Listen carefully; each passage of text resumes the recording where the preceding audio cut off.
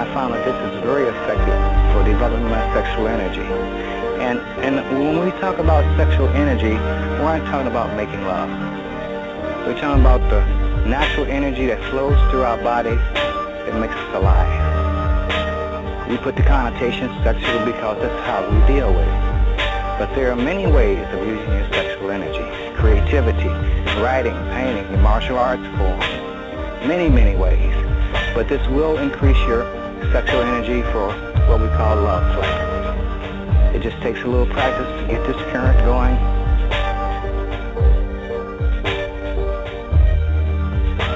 Do your breathing, and instead of energy going out into the earth, it goes into your system.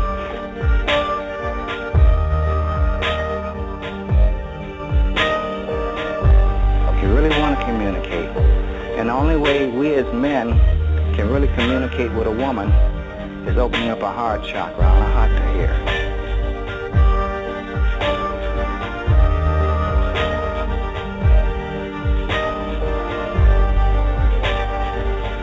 And that's your first step to learning how to use fudging or anything else. It's developing your sexual energy. You see, the microcosmic orbit is for your health. It creates its orbit around the body and goes into the 5 internal organs. The Cobra breath works strictly with the spine. The yoga that we just built, it works through the thrusting channel in Tibetan, in Chinese. In Tibetan it's called the Uma channel, right in the center of the body. And we say that, well, I don't feel it. But you got to develop it. You got to develop the sensitivity of it, because it's there. Just because we don't feel it 1 or 2 times, we ignore it or forget it. That's why it takes discipline. And what does discipline mean? You made a decision to do something, to completion. And when we look at that word completion, nothing is ever complete, because everything is constantly changing and moving, changing shape, changing energy patterns. So this whole thing that we're doing here, from the physical, the martial arts, into the mental and spiritual things, it's not a 3-day wonder, you know. It's your life. And as you exhale, slowly open your eyes, very slowly.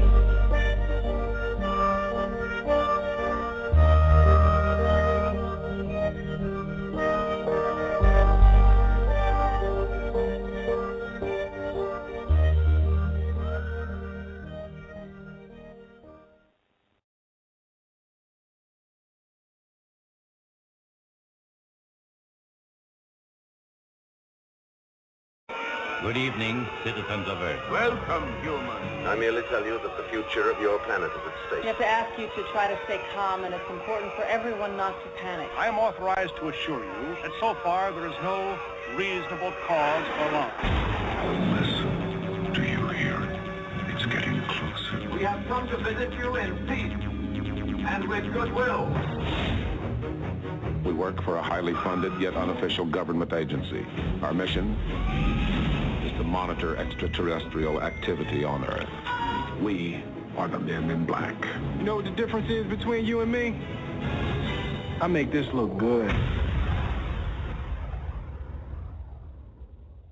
It's awesome, baby!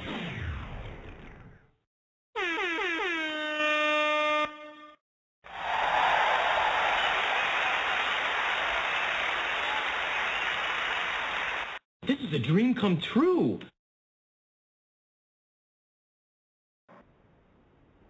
What's happening? What's happening? What's happening? This is Coach Khayr, and you are now rocking with the best. This is OriginalNativeRadio.com, and we definitely appreciate you coming in tonight for our every night, or every Tuesday, our weekly broadcast of Symptometry Night. Symptometry, Root Cause Therapeutics. Thank you all for tuning in to Zoom in. If you are new to the show tonight, or this is a new download, wow, you're in for a surprise. I did a lot of posting on Facebook tonight, inviting a lot of people, a lot of blogs I went looking for this subject tonight. We're talking about lupus. Please check out our website at symptometry.com. or symptometrybooks.com. Symptometry is Symptometry, symptometry.com or symptometrybooks.com, and just come on in, tune in to Zoom in, and just take your shoes off.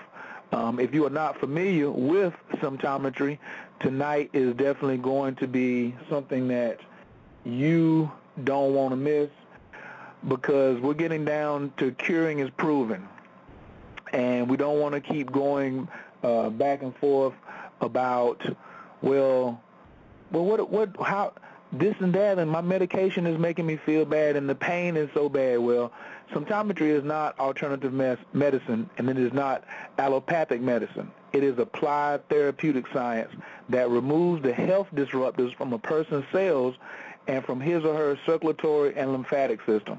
Then it properly nourishes his or her cells and glands in order to restore health at the cellular and DNA levels. AKA, we wash the blood. We nurture and cleanse the blood.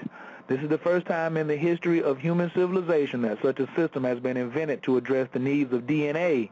This goes far beyond stem cell research and human anatomy and physiology.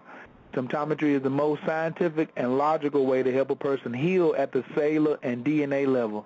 Its sole objective is to help a person live in a disease-free body indefinitely.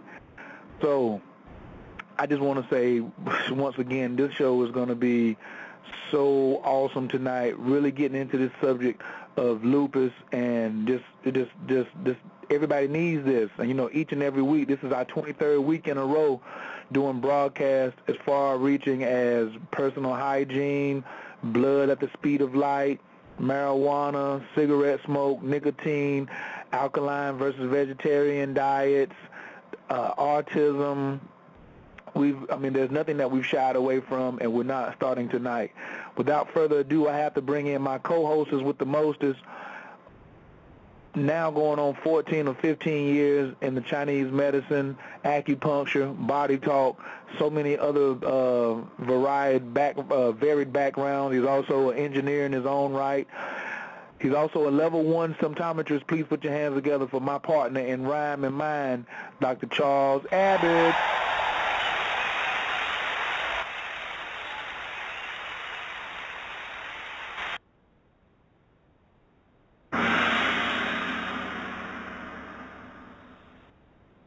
Peace, big brother. How you feeling tonight? Oh, I'm feeling good. It's a great day today, and I'm feeling better than okay. So it's our time to shine, and symptometry is the thing to be on the line with tonight. Well, you can guess, hey, if you haven't said anything in the last 2 or 3 weeks, you definitely said something right now.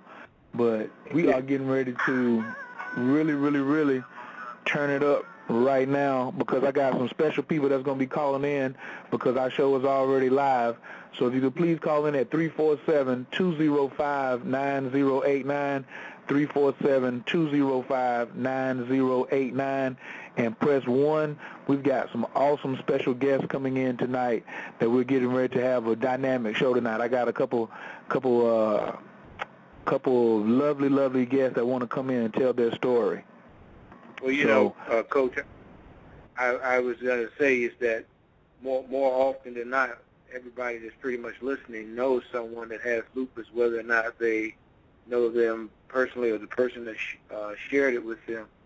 I've had that in my own immediate family, and other people that, as clients and patients that I've worked with over the years, have exemplified shown the symptoms of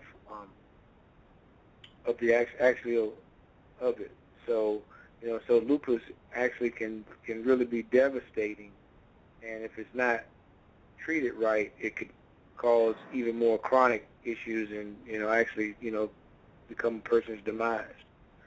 So I think it's a great show, absolutely. I want to tonight reach out and give out a special shout out to the Facebook fan page Spreading Lupus Awareness, Lupus Foundation of America. That's facebook.com/autoimmune diseases. Also want to shout out BlamingLupus.com, as well as sometimes it's Lupus.com. These are some of the blogs that I had reached out to prior to the show.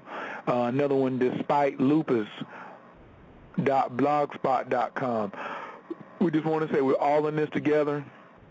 We really want to make ourselves very available to you, each of you, because teamwork makes the dream work. And since symptometry is a brand new technology, excuse me, we thought that tonight would be a great night for us to reach out. And that's kind of like where we're headed as we move forward with our broadcast. Each and every week, we're going to start reaching out even further to other organizations who are tackling and desiring optimal wellness. So I definitely want to appreciate everybody who's called in tonight. The chat room has got a lot of traffic in it right now. This is going to be great tonight. Big shouts out to all the guests who are chiming in. MyCoCreations.com, Neb Ma'Ray, The Watcher, MMA 5284, and a host of guests who have already tuned in tonight. This show is going to be dynamic. I am just like so happy, and I would definitely, before I bring Dr. Maxwell Nardi on, the founder of Symptometry, I'd like to ask if any of my special guests that I have invited, who I wanted to bring on to have some stories before Dr. Nardi came on, if you would please press 1 so I will be able to know that you have already called in. I want to make sure that we get on, because when I was doing some research into the subject, I was just saw a lot of information. I had done just a little bit and heard some things about lupus before, but I didn't know the extent of it, or the type of people, or like a lot of the numbers. And I was like, this is really something serious. Some of my research said, according to the Lupus Foundation of America, 1.5 to 2 million Americans have some form of lupus. The prevalence is about 40 cases per 100,000 among Northern Europeans and 200 per 100,000 persons among blacks. Although disease affects both male and female, women are diagnosed 9 times more often than men, usually between the ages of 15 and 45. African American women suffer from more severe symptoms and a higher mortality rate. Just that short paragraph right there was, I was like 40 to 100,000 versus 200 per 100,000. That's huge. So I really had wanted to reach out tonight and get some people to come in and tell some real life stories about it. Oh, yeah. So without further ado, let me get ready to open up the mic. This young lady is a very special person in my life, a very special friend of mine. And when I had met her, she was just so cheery and really so positive and everything. And then she told me she was diagnosed with lupus. And I said, oh, man, we can take care of that. She was like, well, I don't claim it, but I was diagnosed with it. So I said, was that recently? And she said, no, not recently. It's been a while, but I'm not going to tell all of her story. But I did. She was one of the main reasons why I did this show tonight, because I wanted her to be able to come in firsthand, share her story with us, as well as get the answers directly from Dr. Nardi. So without further ado, I want you all to get on your feet for my friend Oni. Hello, peace. Peace. How you doing tonight, Oni? I'm doing well. Been a lot going on, but I'm doing really well. Cannot complain. I'm happy to be here. Thank you. This is Dr. Charles Abbott on the line. Dr. Abbott, this is Oni, and Oni, that's Dr. Abbott. Hi, Dr. Abbott. How are you? I'm great. Good evening, Oni. How are you today? Doing well. I have no complaints. Dr. Abbott keeps me in the mix like Kid Capri, Oni. Like every time he turns me on to something, he's got the Midas touch. So I was glad that you all could link up before we bring on the founder, Dr. Nardi. I just want to talk to you a little bit about you and your experiences with lupus. Would you share with us your experiences and I guess go back to when you were supposedly diagnosed. Yeah, actually I was diagnosed in 2003, and we were living in Las Vegas, Nevada at the time, which I wouldn't say I was in a happy place just being there. I hated that place. But anyway, at the time that I was diagnosed, I just had body pain. And it started off like muscles were sore, my elbow was sore, my knee, but it never stayed in the same place. So, you know, I was 28 at the time, so I really didn't give it much thought, you know, until it got to the point where I was taking a leave at the time, and I got to the bottom of a very big economy bottle. And then when I read it, and I said you can only take 3 in 24 hours. I'm like, oh, wow. I've been taking 3 every 3 to 4 hours. So we finally went to get checked out, and after running some tests, they thought initially there was going to be rheumatoid arthritis, but yeah, after running some blood tests, my ANA came back positive, along with a few other tests that they ran, and yeah, lo and behold, there it was. Wow. Now, earlier today we were talking, you know, offline, and you said I was diagnosed with it, but I don't claim it. Can you tell me a little bit about that story and how, and how you're, and as far as even including the medications that you've been taking? Well, the medications have decreased tremendously over the years as I've learned more about health, but more so as far as my speaking. So that's what they say with their diagnosis. And I say that to say that I'm not giving any more of my energy to claiming that, and I'm not living my life claiming that at all. So the way that I live my life, I am healthier in how I do things, but I think what diagnosed you as is a part of increasing its power, and that's something I refuse to do. So that's what they say. But yeah, that's basically what I'm saying with that. Now, have you, I'm sorry, go ahead, Amsu. Well, I mean, that's a good attitude to have, is to not necessarily claim it, but also being positive about your life in general. You know, that's where, you know, the whole nurturance and the positive impulses come in, are very effective. You know, outside of the tissue renewal, and then building the enzyme template so that those microbes that are attacking can be, you know, defensed up by your own body's immune system, by the enzymes. So that's why symptometry is such a great way of providing the proper health care, because it actually shows you how to do those things. So, and I'm sure when Dr. Nardi comes on, it'll really become much more clearer as, you know, we progress this evening. So yeah, so I just wanted to express how positive her attitude was around it. Oh, I appreciate it. It wasn't always like that. Like I said, that started in 2003. A few months after I was diagnosed, I ended up in the hospital with blood clots in both my lungs on the way to the heart, and stage 4 kidney failure. That was at its worst, and that was when I wasn't taking any medication at all. So between 2003 and 2005, I played guinea pig, and I say that to say that they have to try different medications to see how they worked with you. Then they have to see how those medications worked with each other, and then how they worked with each other in you. So it was a trial whose language I did not speak so positively before. So I'm happy to be where I am now, to know what I know now, and to be learning what I'm learning now. And I'm definitely open to learn more. And I know there's more out there. I definitely do not believe this is something that has to be had or has to be dealt with. And it's a matter of doing more management on your life, which includes your thoughts and your physical body. But your thought, spirit, the way you are completely, has a lot to do with it. You flare when you stress. You flare when things get kind of out of hand. So I can say that it helped me to learn how to be more selfish and selfless sort of at the same time. So I take care of myself first, and I'm able to make better decisions, and then, of course, help people out around me. Yes, yes, yes. I think we got a champion on the line tonight. This is going to be a good. It's going to be a good one.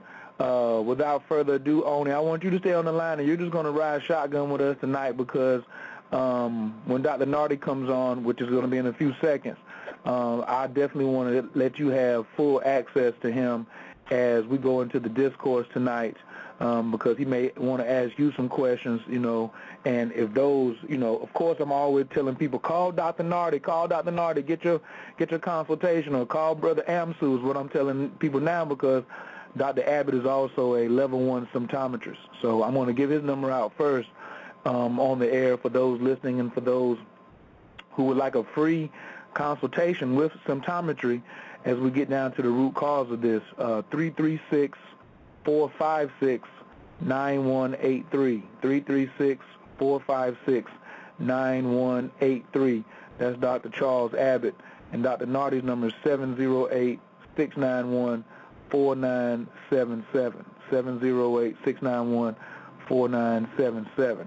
The website that you can go and check out more information about symptometry is symptometry.com. And if you need to catch any of the past podcasts, please go back to symptometrybooks.com and just scroll down to the bottom, and you'll see all 22 episodes. And shortly after tonight's episode, you'll see episode number 23. Well, let's not take any longer out of the show. This is a dream come true.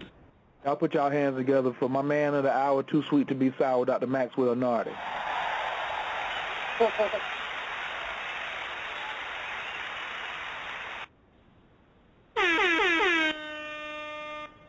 Dr. Nardi, how you doing this evening?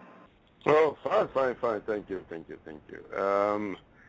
Dr. Abbott is there, and Oni is also in the house, so that is good. That is good. And I like your spirit, and one thing in symptometry is once you are ready to make a paradigm shift, once you are ready to switch from track 1 to track 2, and track 2 is faster, is healthier, is full of hope, and is full of science, and full of logic, you will enjoy it. So you will now be in track 2 from now on. So quit track 1, where track 1 is nothing but confusion and frustration and no logic, no science, just treat the symptom, So now come to track 2, where we discuss nothing but science. I was listening to your testimony with rapt attention, and you mentioned muscle pain, you mentioned joint pain. Everyone, I've treated 4 cases of lupus. 3 of them have been very successful, and one of them just decided to go her way because somebody in the family wanted her to go pharmaceutical, and I don't know where she is now. I hope she's still alive, but if she's not, well, she might have been misled.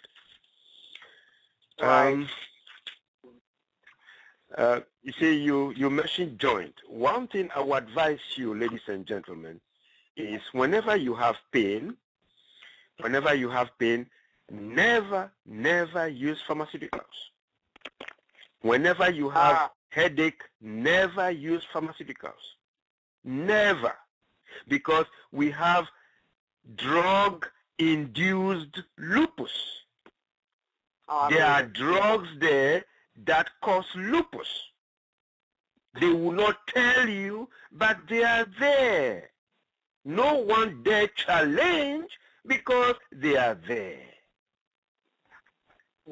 So if you make a mistake, and because you have joint pain, do you know what is in a leaf? You took a leaf. You took 3 a day.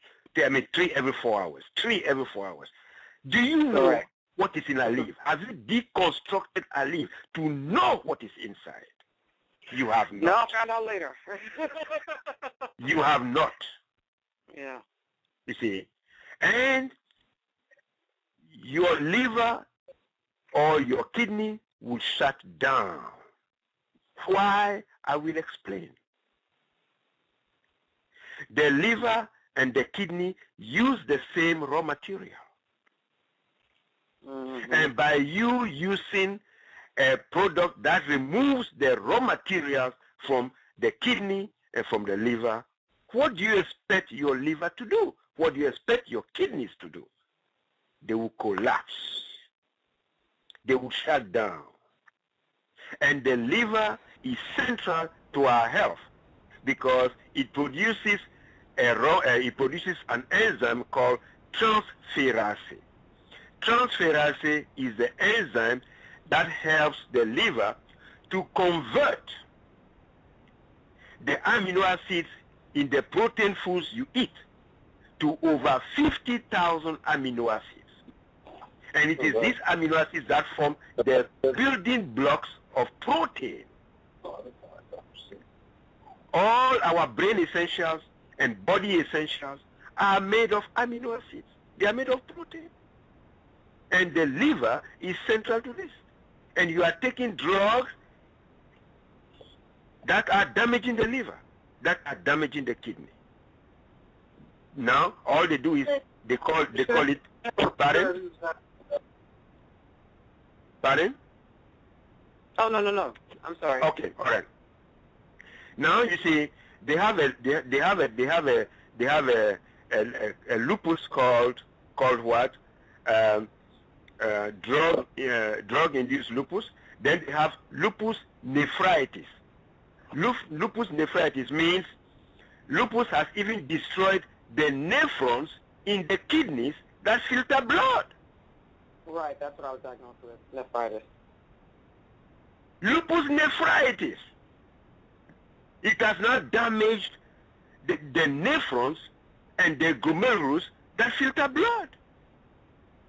And it's amazing that you are alive. I think the reason you are alive is you ran away as fast as your feet could carry you, as far as your legs could carry you from the pharmaceuticals.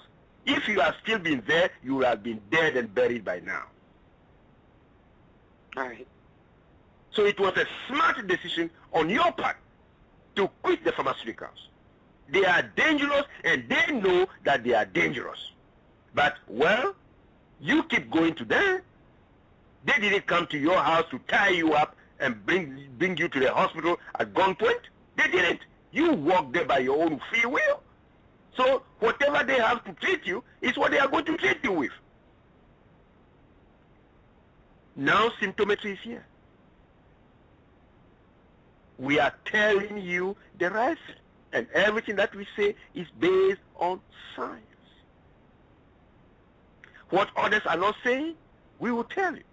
Why is it that lupus affects more women than men? When you do your research on the internet and all that, all you have is statistics. No one explains why lupus affects more women than men. I will tell you why. A woman produces 9 hormones. A man produces 2.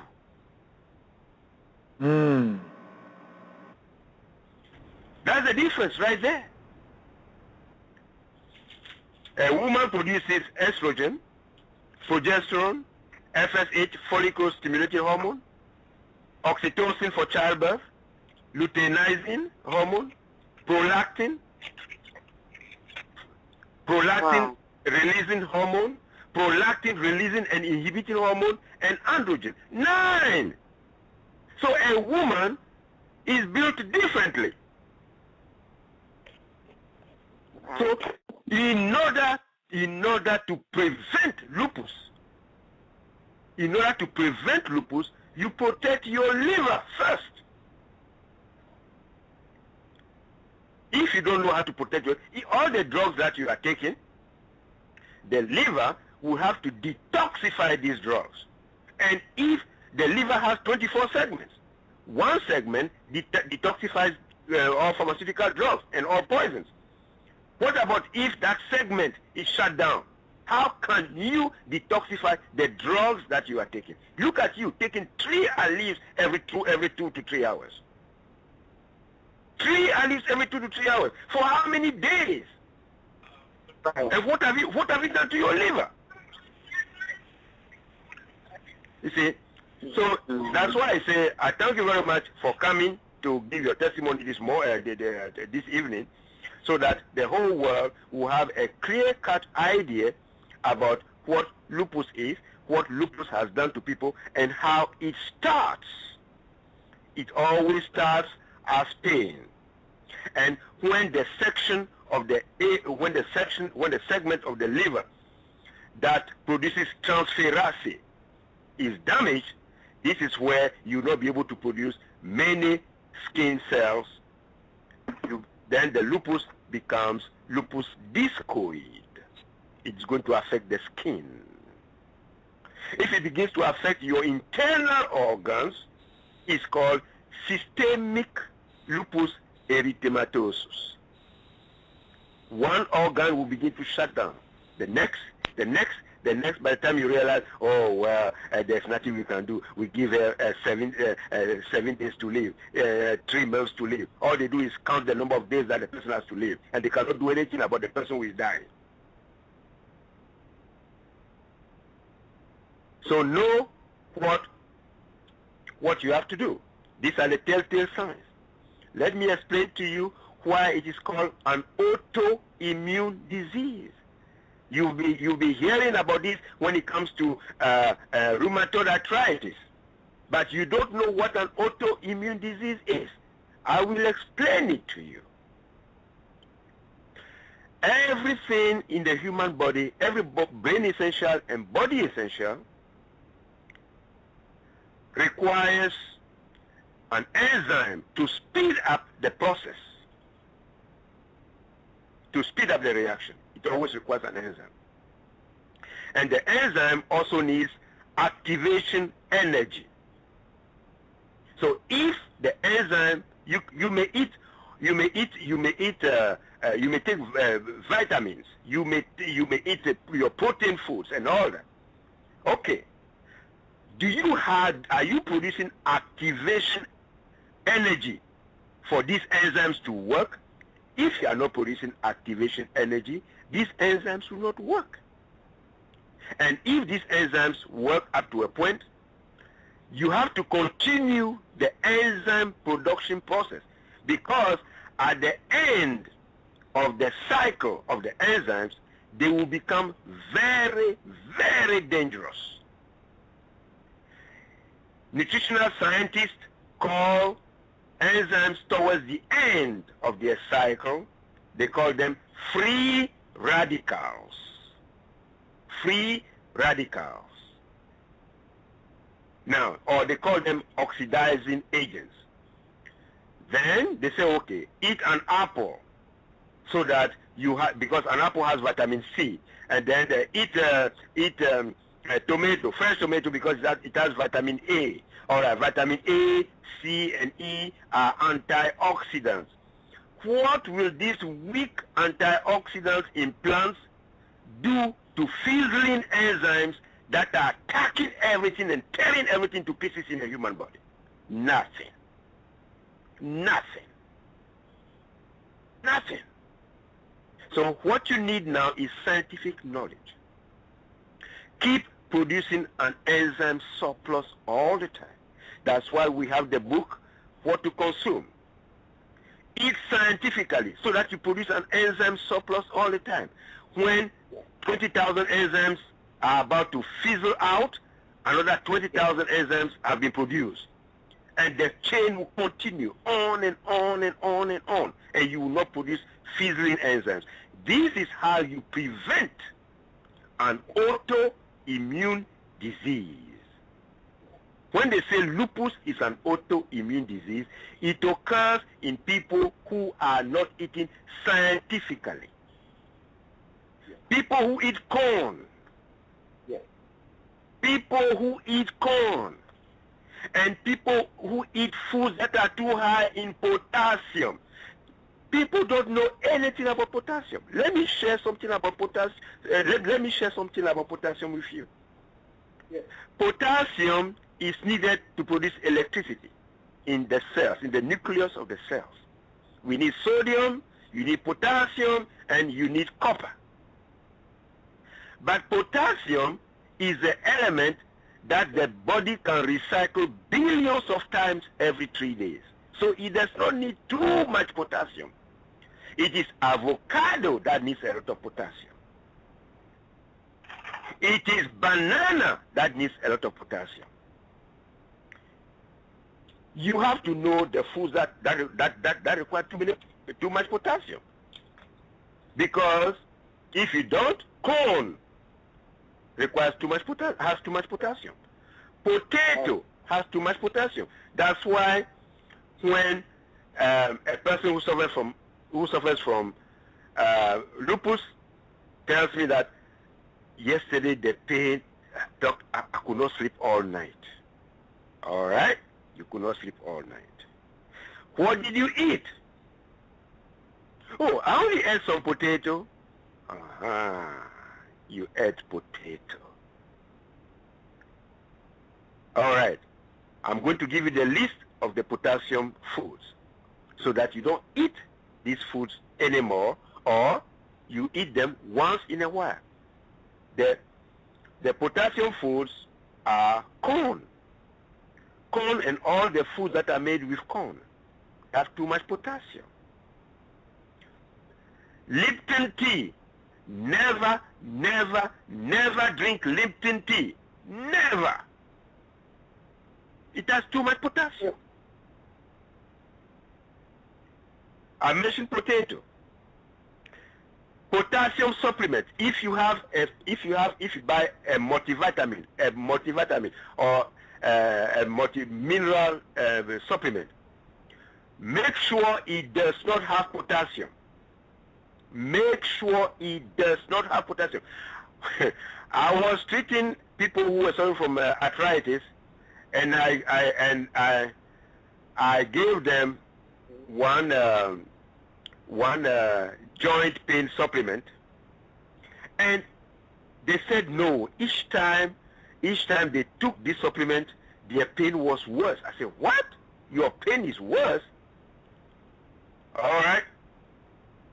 It was gas chromatography that told me the amount of potassium in this supplement.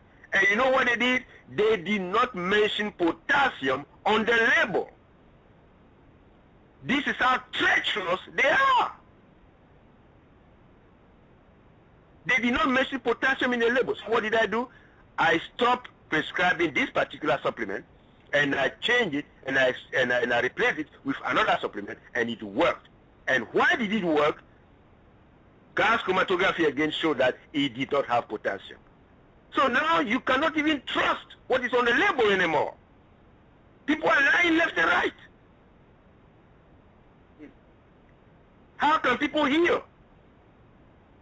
You see people flooding all these nutrition stores and all that. They are going to buy all kinds. Do you know what is in these supplements? Some of them are true, others are not.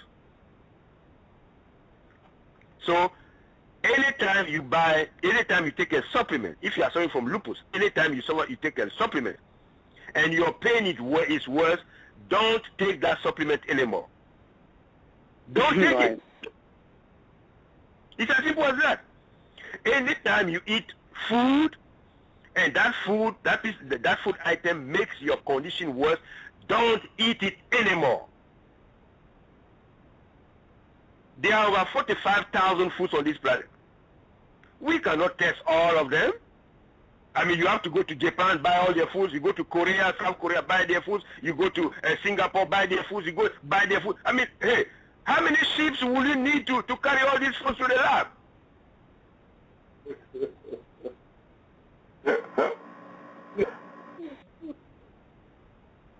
So this is what oatmeal has a lot of potassium. Avocado has a lot of potassium. Carrot, man, carrot has a ton of potassium. So no avocado? No avocado. Your pain. Oh, no, I'm sorry. I'm sorry to disappoint you. I'm just telling you. I'm sorry to disappoint you, but I'm telling you the scientific facts. You see, I'm sorry. I'm stepping on your toe. I'm sorry. Okay, I'm taking it all in.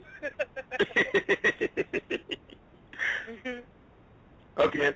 Then asparagus, lima beans. Wow. Doc, you're killing me. No, actually, you're not killing me. There you go. You see, you didn't know all this. You see, that's why Coach Kayi invited you, so that you come to listen to science at work. Right. No one out there will tell you this. Because they are busy selling. They are busy selling lima beans. They are busy selling asparagus. They are busy selling avocado. They have to make money. Whether you die or not, that's not their concern. They have to put food on their table. They have to pay school fees. They don't care about you. Right. If you eat spinach, your pain, you grind your teeth all night for relief if you eat spinach and you have lupus. Oh, Lord. Oh, okay. Don't eat spinach. Another thing is raw tomato. You go and do some sandwich and you eat some raw tomato. Oh man, your joints will play a good number on you. They will play bolero on you, on your joints. You eat raw tomato. You will see. Raw tomato, avocado, asparagus, spinach. So, in a nutshell, these are just a few things that I'm good.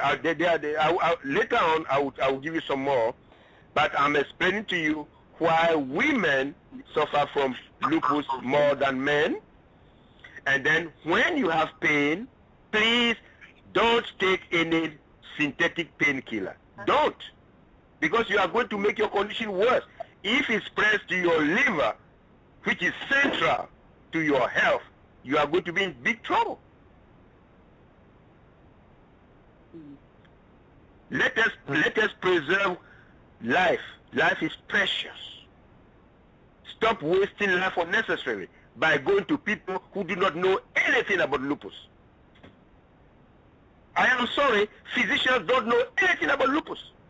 If they knew the root of lupus, they would not have given you the Aleve and all these drugs to treat your lupus, and then later on cause lupus nephritis. If your kidneys shut down, what is going to filter your blood? Nothing is going to filter your blood. Then they are going to give you a drug to filter your kidney, or you know what? Go to the dialysis center throughout the world. Go to the dialysis center. All these people on dialysis. Who shut down their kidneys? Who shut down their kidneys? All right, let me pause here and then hand over to Coach Kayi.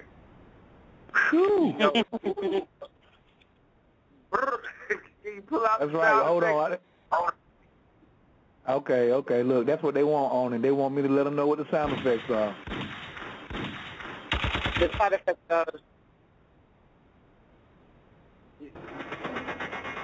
the side effects of what? Which part? No. We said the sound effects. Sometimes when Dr. Nardi gets on the road, like we have to, then we have to let the choppers off. Sometimes. People told me don't do the sound effects while he's talking, so I have to save them to the end. But that was definitely some rocket fuel right there. Only this is your first night listening in tonight, and give me some feedback before I go in on what you just heard. Well, I mean, you hear so many stories about, how clean eating, like becoming a vegan, is so good for you, and how alkalizing the blood is really excellent for you. So to hear about all these vegetables is a little bit of a shocker. I'm not surprised. I mean, I took it from a GMO standpoint, saying that, these are the main ones that are genetically modified, so maybe that's the reason. But regardless of what the reason is, it's I'm just surprised by the natural foods that were mentioned as far as them being, but I understand that the whole level of potassium. I do understand that aspect of it because no one talked about that. So, yeah, I'm just taking back like, no asparagus, no avocado, no tomato, So I want to concentrate on the foods that are suggested rather than the foods that are not and find out more about that. Dr. Nardi, one thing she said about a lot of people who hear lupus, and the first thing they say, well, if I do want to change my eating, they say, well, let me go vegetarian, or let me just alkaline, let me go to a total alkaline diet. What say you about just trying to just keep it strictly vegetarian? I mean, even though Oni has brought out the point that these are some major vegetables that you just named, and it, avocados, tomatoes, things like that. You know, what do you say about people who just want to go straight vegetarian, as they think it's an alternative route for curing lupus? I'm sorry. If you can be a vegetarian all you want, but if you don't apply science to your eating, well, you'll be worse off. You'll be worse off. Last time I told you that I have never met a vegetarian who is a marathon runner. Last time I told you this. I have never met a vegetarian who is a weightlifter. You want to be a vegetarian? You want to be a vegetarian? Fine. Just make sure you know how to deconstruct the various foods, and you know what potassium does, how it removes cortisol, how it removes cortisol from your body. I have this vegetarian whose cortisol level is too low. It's too low, and they be giving cortisol shots. Cortisol shots. And then I explained to him, listen, what foods do you eat? What foods do you eat? Oh, I eat plums, I eat strawberries, I eat pork, I eat yam, I eat nuts. And I said, are you aware that these foods have a lot of potassium? Yeah, but potassium... They say, oh yeah. But potassium is good because it's good for electricity. I studied nutrition. Sodium and potassium produce electricity. So I say, okay, good. Tell me about copper. Does copper produce electricity? Oh no, I've not read about that, but I read about potassium and sodium. You see, what your teacher told you is what you are going to carry with you for the rest of your natural life. Can't you investigate? Can't you attend a different school and learn more and more? He'd never heard about copper being a major player in producing electricity. He has never heard that. But he heard from me for the first time. You want to be a vegetarian? I don't have any problem with that. There are many vegans who are healthy. There are many vegans who are healthy. By the same token, there are many vegans who are not healthy. Conversely, there are many meat eaters who are healthy, and many meat eaters who are not healthy. So I don't go by labels. If you want to alkalinize your body, go alkaline. Make sure you don't over-alkalinize your blood. Make sure you don't do that. You eat eggs, you eat boiled eggs, you are going to over-alkalinize your blood. I only recommend boiled egg to cancer patients. That's it, because their blood is too acidic. So they have to do some cleansing water at a pH of 8.5 or 9 in order to alkalinize their blood a little bit, because it's too acidic. But don't over-alkalinize it so that it causes alkalosis. Alkalosis slows down the circulation of blood, and this makes blood to stagnate. And when blood stagnates, you may suffer a stroke. Your blood is too gluey. It's too slow. Blood must flow at the speed of light. Yours is flowing at the speed of a bicycle.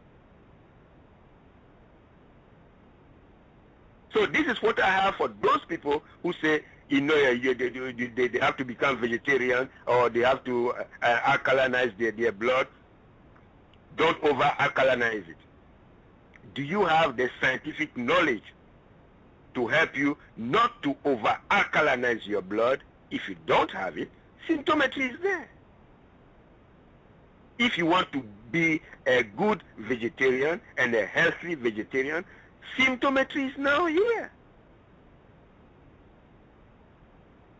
Don't go to a nutritionist who has never stepped in a food science laboratory. All he or she is doing is repeat what his or her professor taught him or her at the college of, at the school of nutrition. Don't do that. Oh, I didn't know that copper plays an important role in the production of electricity in the cell. I didn't know that. Your professor did not teach you this, and then 30 years later, you are stuck with what your professor taught you. No, no, no. We now know better. Thank you. Whew. Good gracious. Put some hands together before it gets... You know, I mean, now... Go ahead, Brother Hamsu.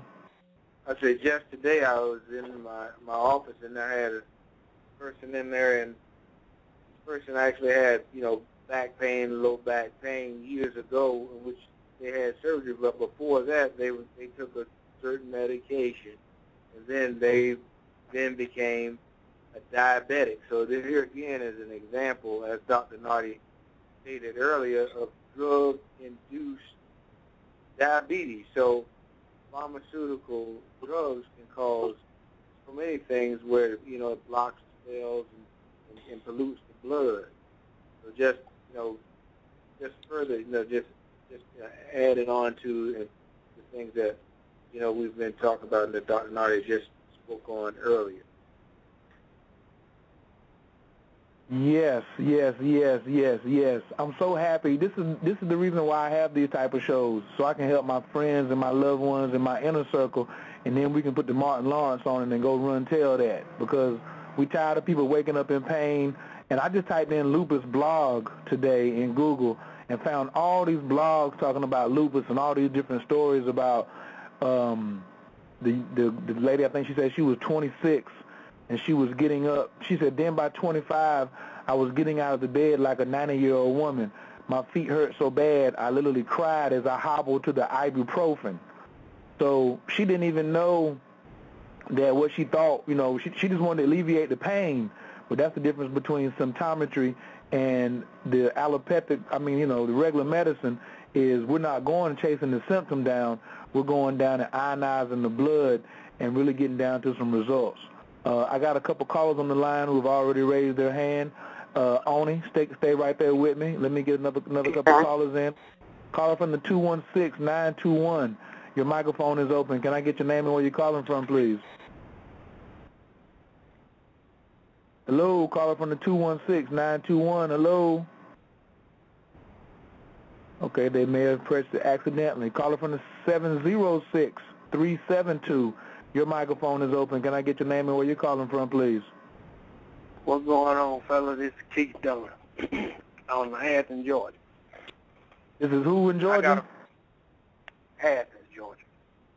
I'm saying, what's your name again, sir? Keith Dillon. All right. Thank you for calling in tonight, sir. You got a comment or a question or some feedback?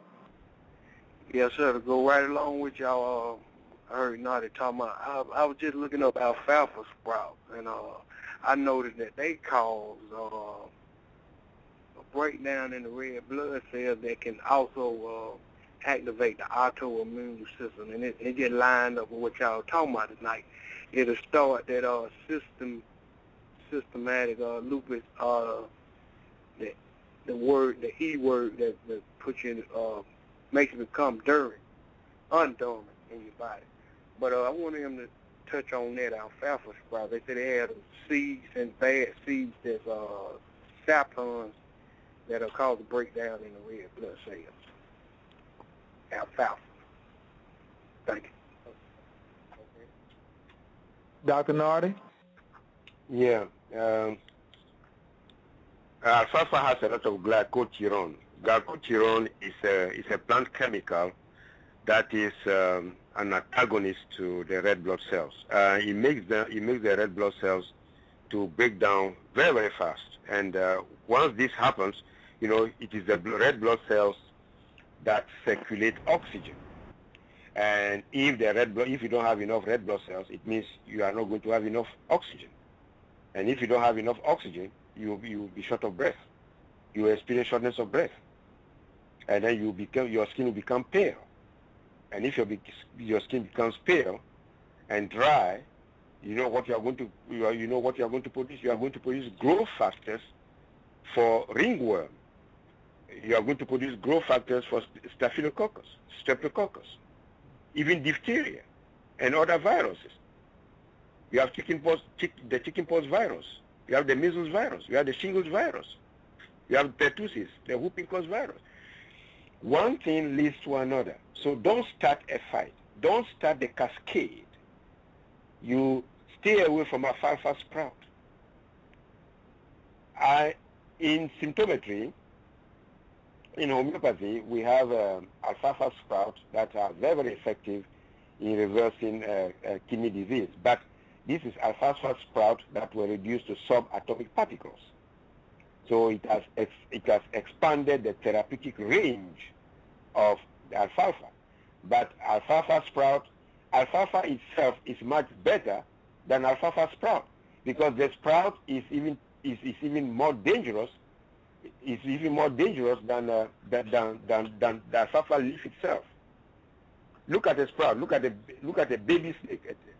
The venom of a baby snake is even more poisonous, very more poisonous than the venom of a regular snake.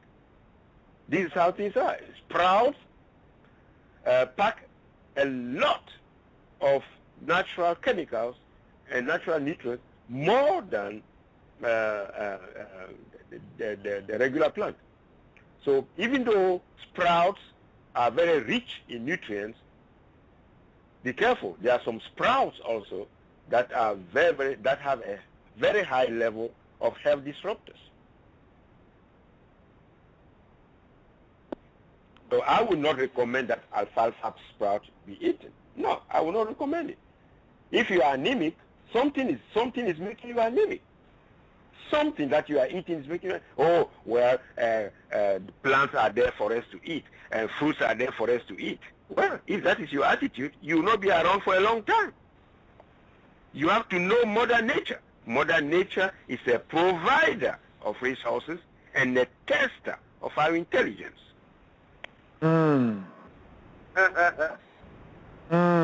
That last one is the big one, a tester of our intelligence. Whew. That one's huge right there.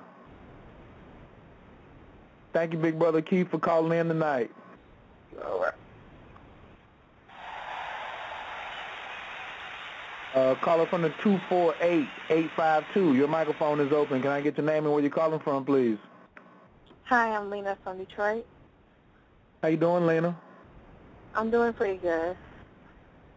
Thanks for calling in tonight. You got a comment, question, or observation for Dr. Nardi? I have a comment. There's a lot of my family history. I've had a sister and also a first cousin and a lot of different family members. My sister and cousin both died from lupus. And a lot of autoimmune food intolerance things that have happened in my family. I was calling to see, I just called in, I saw it on the post on Facebook, so I don't know if it's something that I've missed. As far as what foods to avoid, I've never been diagnosed with lupus, but I do have different issues with certain foods, and I did notice like the foods with high potassium, like I would make smoothies with bananas and would have certain problems, like certain foods when I tried to eat a healthy diet would actually be worse than when I would eat whatever I wanted to. So I was just like, okay, something's not right here. Just because it's supposed to be quote unquote healthy doesn't mean it's working for me. That's correct. So I'm, That's you know, and my sister that passed was 10 years ago. My cousin was several years ago, and I know they didn't have access to the information that I do now. So as a 31-year-old, I want to see what I can do so where I won't lead up in the same direction that they did. That's very and good. where is the balance between alkaline and acidic, you know, and not doing more damage than good. Mm-hmm. All right, thank you.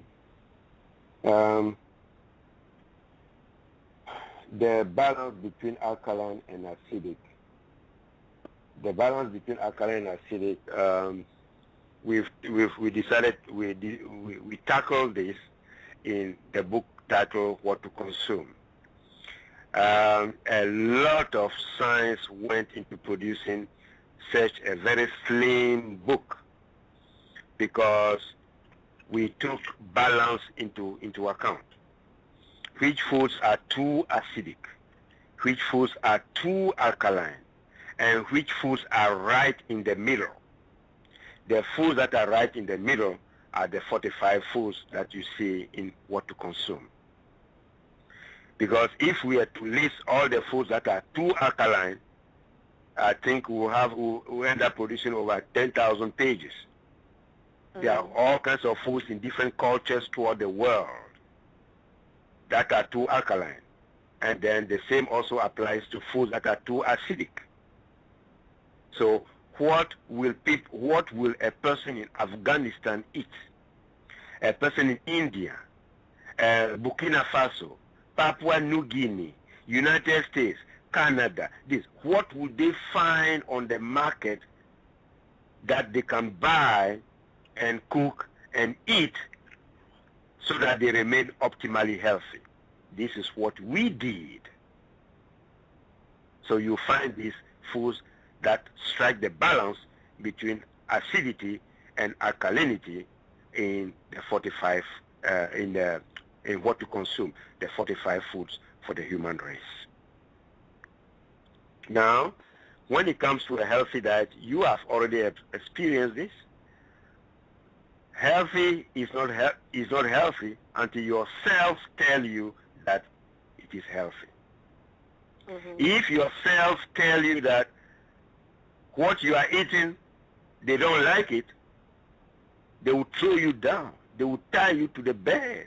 They will make you twist and turn and scream in pain so that next time you don't do that again. Our cells have a nice way to twist our ear to teach us a lesson. So if you eat something that does a number on your intestine, make sure you don't repeat that mistake.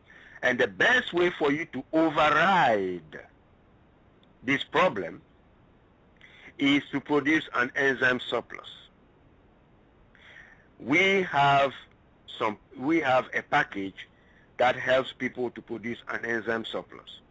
It helps people to produce enzyme templates, and after a few weeks you see that you are able to tolerate certain foods more often. You need these foods because they have the nutrients that your cells need. We in Symptometry have struck down the celiac disease nonsense. Oh, the person has celiac disease, therefore he should eat gluten-free foods. So now gluten-free, there's now a whole line of gluten-free foods in the supermarkets. Gluten-free, gluten-free, gluten-free, gluten-free. But if you don't eat foods that have gluten, you will not have enough nutrients. And if you don't have enough nutrients, you cannot produce enough enzymes. And if you cannot produce enough enzymes, you have food sensitivities. So what is the beginning and what is the end? It will be a cat always chasing its own tail over and over and over. This is why we are helping people to produce more enzymes, so that they don't have fizzling enzymes at the end of every enzyme cycle. I will never have an autoimmune disease because I'm also always producing enzymes. I will never have a hormonal problem because the fizzling enzymes will never destroy my androgen and my testosterone. Never. And you, being a woman, know how to protect yourself. Know how to protect the glands that produce your 9 hormones. What? You are 31? Yeah. You have a long way to go. Protect your hormones. Protect the glands that produce your hormones. So we'll show you how to produce an enzyme surplus. And then we'll expand your list a little bit so that you eat a healthier diet than those who have gone before you. Right. Okay? Okay, thank you. You're welcome. Thank you. I really appreciate you for calling in tonight. Thanks a lot. Thank you. Dr. Naughty, before I get to the next call, because we got the board is lighting up tonight, can you talk real quick about what is an enzyme template and why is it important, not just for lupus, but eczema and just all across the board? The enzyme template. Yeah, the enzyme template is a platform. Is a platform on which the cells produce enzymes. We need about 50,000 enzymes to digest a meal. There must be templates to produce all this. The cells stitch proteins together in order to produce a template. Then they produce the enzyme on that template, that platform. They get some protein, then they get some amino acids, or they get some vitamins in the right amount and the right ratio, and they begin to stitch them together. As they are stitching them together on the platform, on the template, there must be energy, stitching energy. Then when the enzyme has been put together, they will draw a lot of energy from the mitochondrion in order to produce activation energy. Once the activation energy is powering the enzyme, is finished. The enzyme will now speed up the production of all the brain essentials and body essentials. This is how a template is produced, and this is what a template is used for. That is an enzyme template. It's our own cells that produce them, but they need raw materials. But here is a person who cannot eat this, who cannot eat that. How can such a person produce enzyme templates? So this is why we don't want people to be stuck where they are and then be slapped with a label, celiac disease, this disease, that disease. No. We help people to climb out of their deficit, enzyme deficit column. Thank you. Yes. Dr. Nardi, someone in the chat room asked, is pain the only sign of lupus? What about skin problems? No, that's what I explained earlier. I said lupus discoid does not start immediately as a skin problem. No. Don't forget that the liver is central to protein production in the human body. Look at the skin. Every skin cell must have good cholesterol. And what produces good cholesterol is the liver.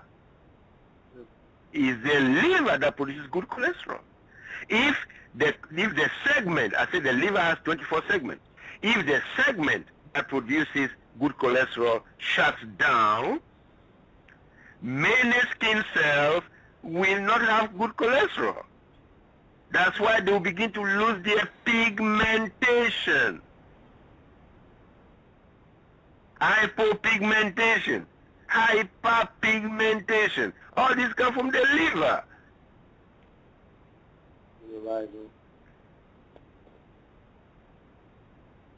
So this is why a skin problem is a liver problem. And a liver problem is both a skin problem and a blood problem. Dirty blood. Dirty blood also plays a major role in the kind of lupus, in the different kinds of lupus. Another one is neonatal lupus. Babies are born with lupus. Then at age 3 or 4, well, it doesn't have these antigens anymore. What makes a person to be diagnosed with lupus? It is the presence of certain antigens. Once they see these antigens over there, they are codes. Once they see these antigens, okay, you are diagnosed with lupus. They see this antigen, okay, you have rheumatoid arthritis. It is what they see. They see this antigen, you have the Rh factor. Antigens. And why does the body produce antigens?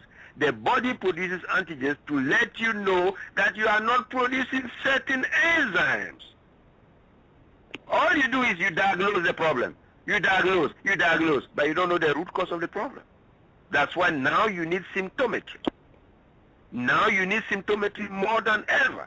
After diagnosis, you call a symptometrist for how best to get you out of your predicament.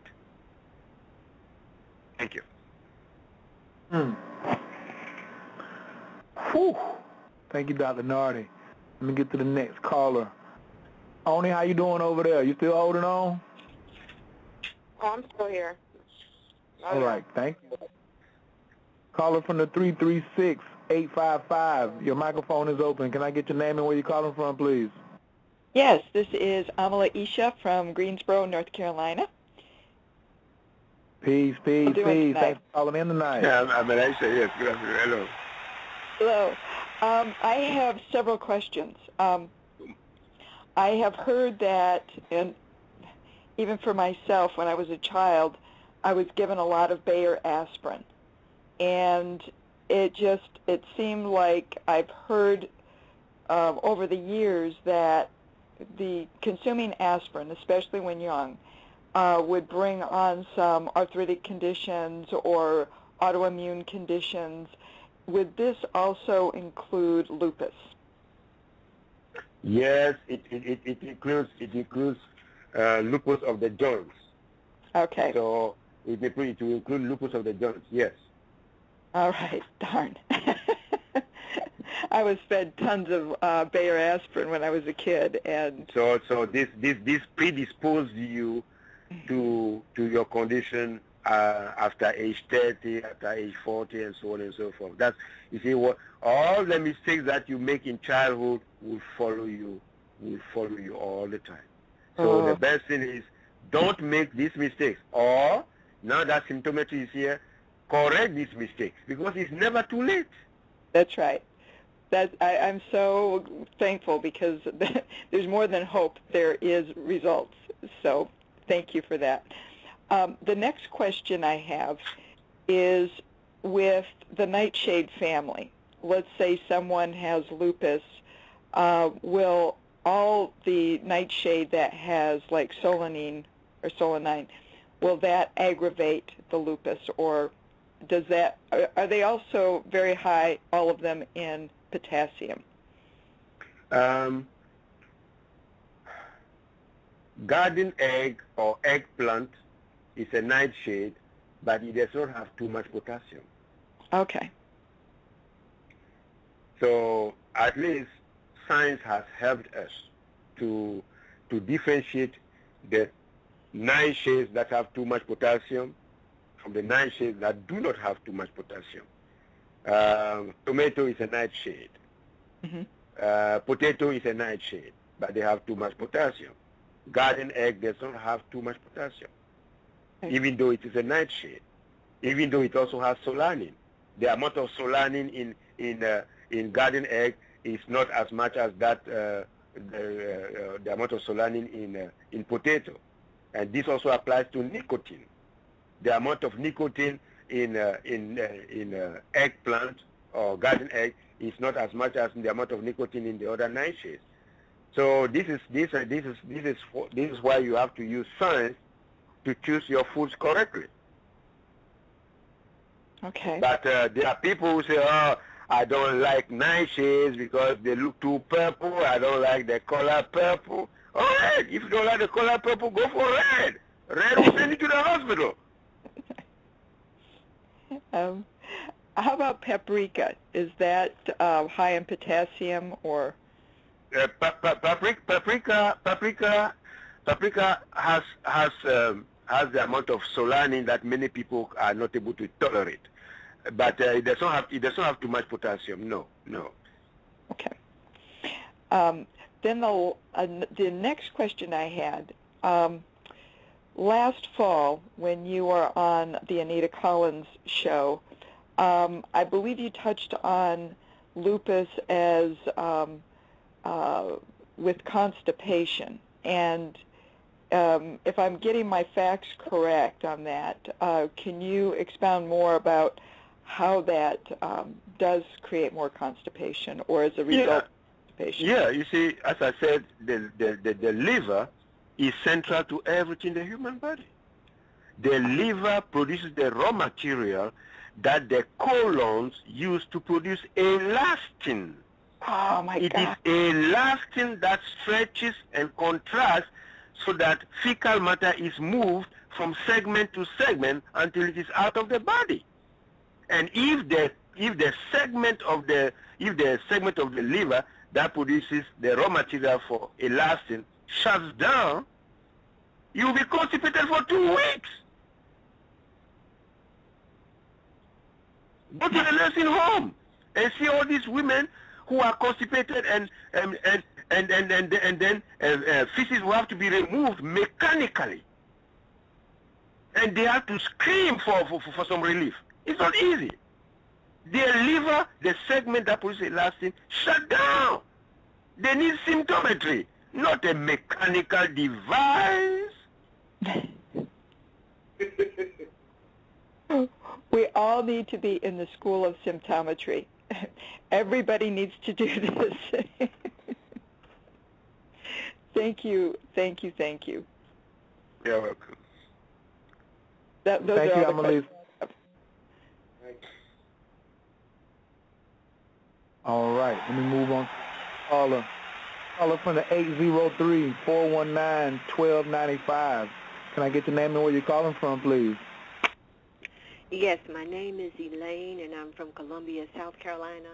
And as I listen to Dr. Nardi, I have a question with reference to high cholesterol, because all of the things that he was naming with too much potassium are the things that I have begun to eat in order to try the vegan diet in order to lower the cholesterol. So my question then is this: how are those things affecting my cholesterol level? Part one. Part two is I am also starting to take red yeast rice tablets because the statins that were prescribed for lowering the cholesterol, I had side effects from them, and also they were not really lowering it. So will the red yeast rice tablets help? And that's question number two. And question number one are those high potassium things, are they helping the cholesterol or increasing the problem? Well, they are helping. They will help you in one way, but they will predispose you to other. They will predispose you to pain. They will make you susceptible to pain. They are going to lower your pain threshold. That is the problem. So you get one thing, but you are also going to have another problem. And believe me, the potassium tests that they do, that they are inconclusive. Okay, your cholesterol is high, your LDL is too high, your bad cholesterol is too high. That is true.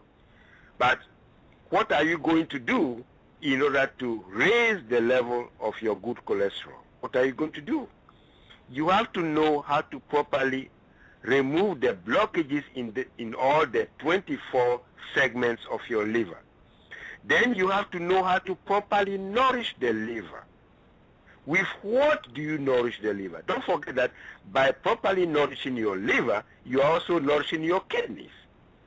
So how do you properly nourish the liver? You nourish the liver with choline. You nourish the liver with inositol. But here is the question. Where are you going to get the right supplement for you to nourish your liver? Some of these supplements out there do not have the amount of choline that they say they have. Some of them are even bound with lead. So where are you going to get the right choline? So if you want to produce good cholesterol, pay attention to your liver. decongest it, and then nourish it properly, and then take carbon 98. Carbon 98 is mostly found in canola oil. Do you cook with canola oil? Yes or no? I cook with olive oil. Okay. The amount of carbon 98 in olive oil is 10 times lower than that of canola oil. Wow. Okay. You see, 2, the amount of linoleic acid in canola oil is 8 times higher than that of olive oil. So I don't go by labels, I go by science. What I see in the lab is what leads me to these conclusions. The last part, the red yeast. No. I wrote it down. All right. Yeah, one thing about red yeast, you were having side effects from the statin drugs and all that. Yeah, that is true. Don't forget that the statin drugs are made from mushrooms. Most of these giant mushrooms are found in Japan. You know, the statin drugs are mostly made of mushrooms, and some of these mushrooms have too much succinic acid. It is succinic acid. It is from succinic acid that you're having side effects, in addition to the fillers, and then the base product that was used, the aniline that is used to make the statin drugs. So you are having a side effect from all these combinations. Now, you are using red yeast. Red yeast is good, but you pay a price for that also, because red yeast is the territory of Microsporum and Trichophyton. Trichophyton and Microsporum, these are fungus. They are fungi, moles that they get their growth factors from red yeast. So very soon you may begin to have some problem with yeast, some mold in the infection in your body. Oh boy. So are you a loser or you are a winner? I don't know. You determine. Your choice. I don't know. I've got to be a winner because I'm too attached to too many other people that I have to be a winner for. Exactly. Okay. All right. So this is what will help you to do. Make sure that you eat foods. Make sure that you take fish oil that is mostly made from fresh water fish. That is fish oil that is obtained from fresh water fish. If you can do that, and then you cook with canola oil, and then you ionize your liver, and you properly nourish your liver, then you begin to lower your cholesterol. Just make sure you don't eat anything that is made with saturated fat, no nuts at all, and no the yellow of the egg. What do you call that? No nut. The yolk. No egg yolk. No egg yolk. No, she asked about the nuts, Dr. Nardi. You know, when you say nuts, sometimes people they don't want to hear you say nuts. nuts.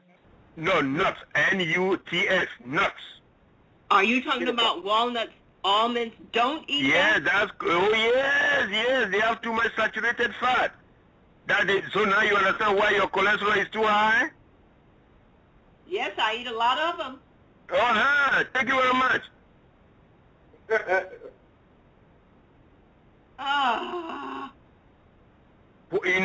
You know, I'm sorry, what you like is what will kill you. Be careful. I wasn't eating them so much because I liked them, but because I was told that they were helpful in lowering Who told you that? Who on this planet told you that? Okay, the person who told you, you see, the person has run away. The person is no longer here. And now you are stuck with the bag. Wow.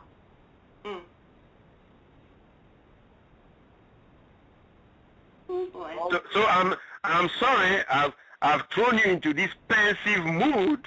I'm sorry. It's very, now you are reflecting over all that all the mistakes you made, but it's not my intention to rattle you. It's my intention rather to enlighten you on the mistakes you've been making so that you stop making these mistakes. I am so grateful. I really am so grateful. Thank you, sir. You're welcome. Yes, y'all. Thank you so much, Elaine, for calling in tonight. All right. Next caller is from the 253. Caller from the 253-222. Your microphone is open. Can I get your name and where you're calling from, please? This is Charity Mitchell, and I'm calling from Tacoma, Washington. Hi, Charity. Thanks for calling in tonight. How you doing? Good. How are you?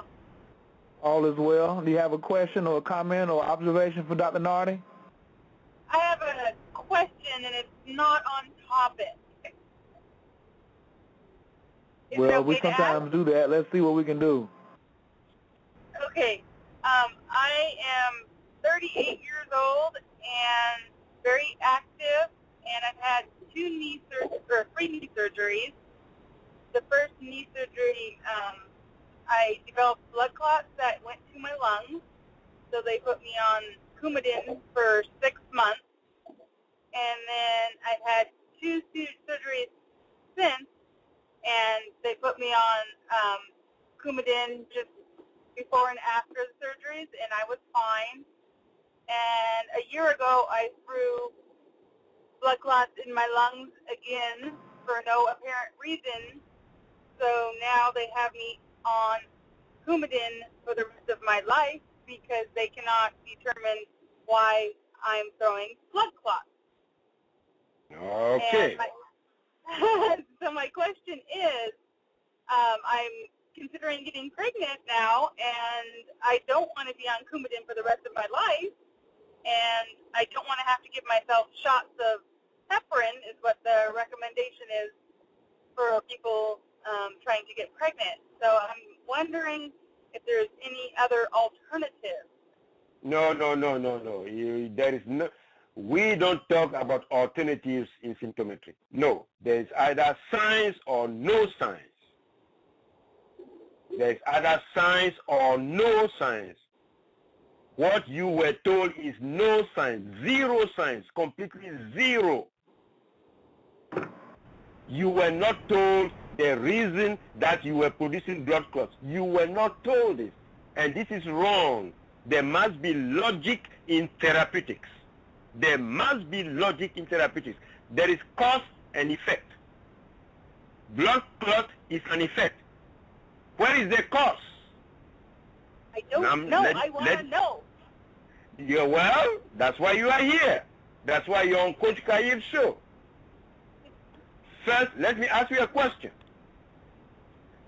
Do you eat citrus fruits? Yes or no? Yes.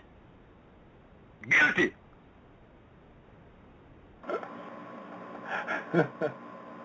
Yes, I do.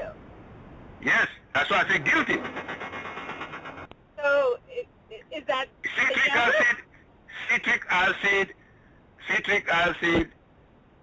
what does citric acid do?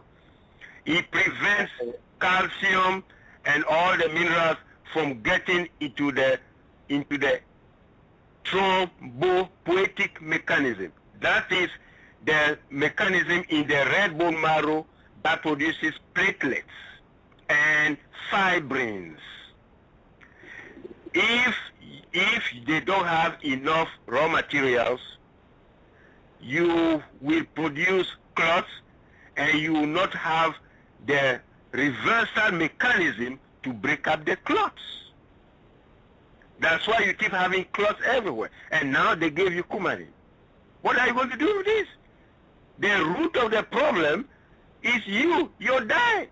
You are not eating scientifically. You never eat foods that have citric acid.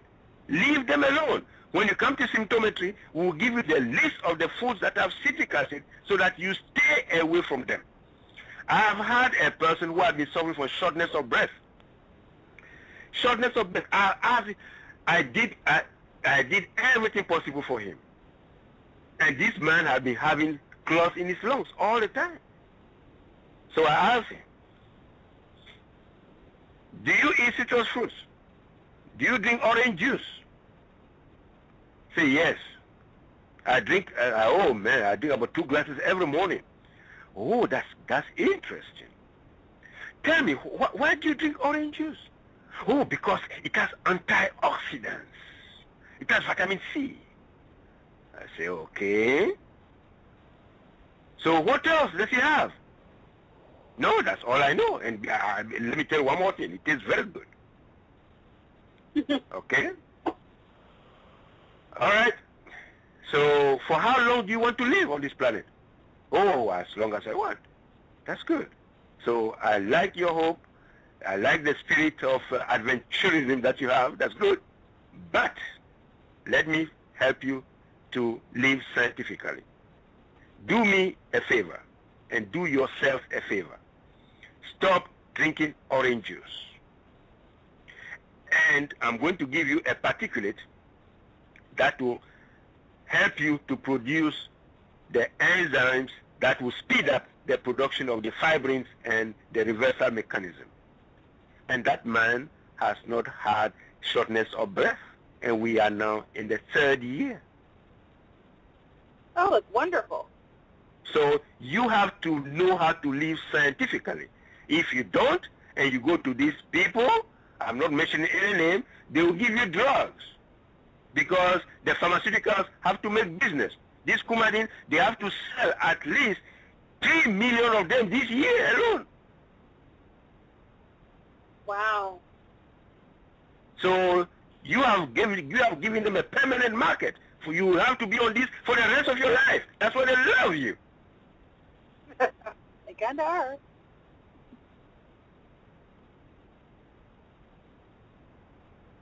Okay, that All answers right. your question, right? Okay? Yes, and I will go to the website and find foods with all the citrus in it and avoid. Okay. All right, that's good. Thank you very much. You're welcome. You're welcome. Thank you, Charity. Appreciate it. You're welcome. It's awesome, baby! Whew. Dr. Nardi, hold on. Let me go see over Dr. Abbott. Dr. Abbott has been too quiet over there. Dr. Abbott, what you got going on? What's some of your feedback from tonight's show? I know you've been seeing what's going on in the chat room, and I know you said each and every show you still pick up another gem. What's some of the things that you have to share with us tonight before we move on to the next section? Well, you know, I'm thinking, and as the last lady that called in, Charity was her name? Yeah. When Dr. Nardi was just talking about the citric acid, I mean, citric acid, lime juice, lemon juice, you know, that's like this time of year is lemonade time, right? They got that company going, man.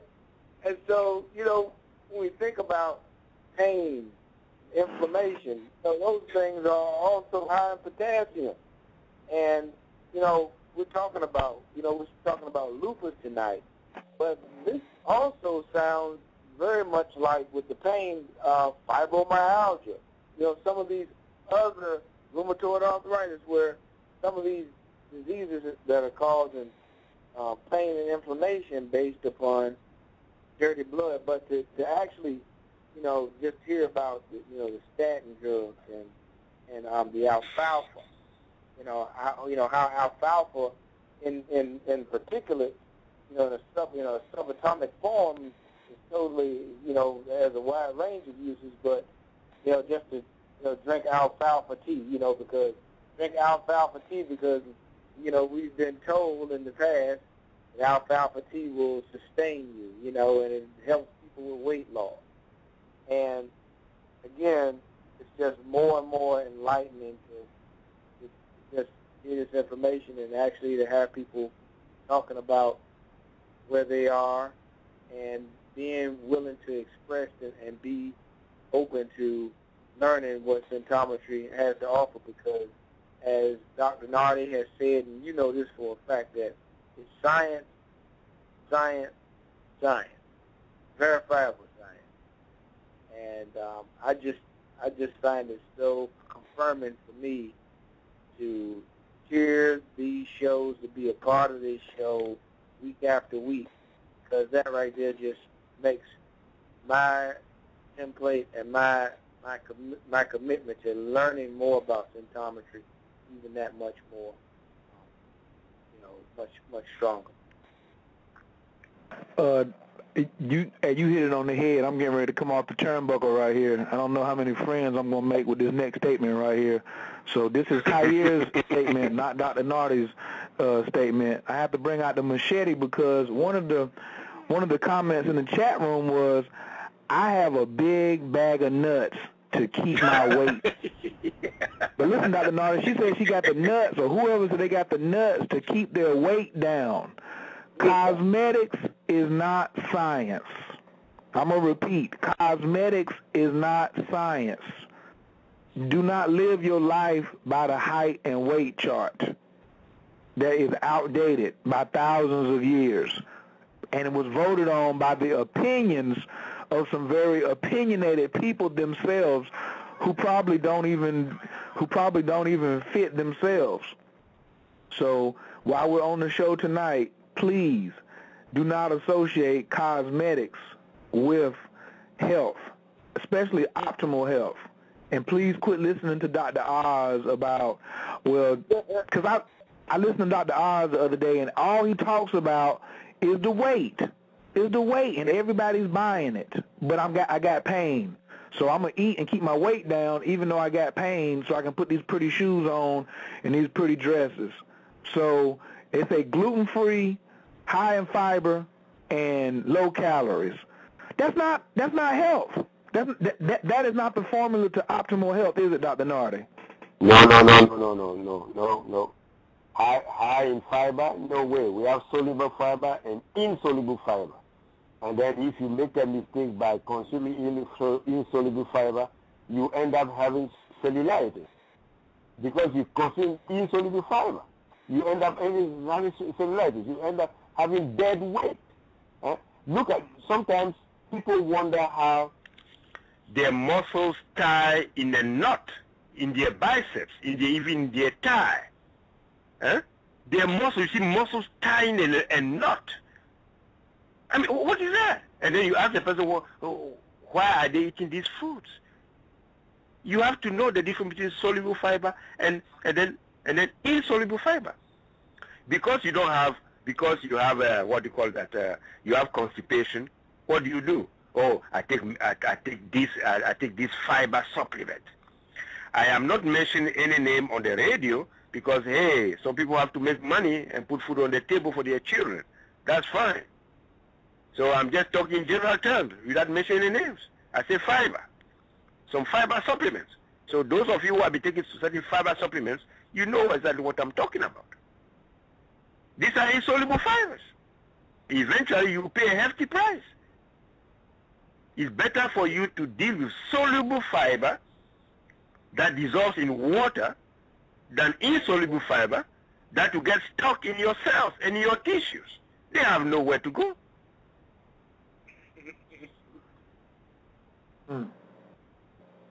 94% water. That is a human being. And 6% nutrient. That's right. Dr. Nardi, some people say we only 80% water, 75% water.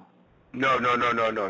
I mean, I don't want to say they read their own books, but let me give them some respect. But it is not true. I don't say I disagree. Science does not agree with what they are saying. Read all the credible textbooks. All of them 94% water, 94% water, 94% water. That's what we are. Look at even before. Look at even the sperm. Look at the sperm. Look at where it swims. Water. Break everything down to water. That's what we are. The bones and flesh came from water. Right. Wow.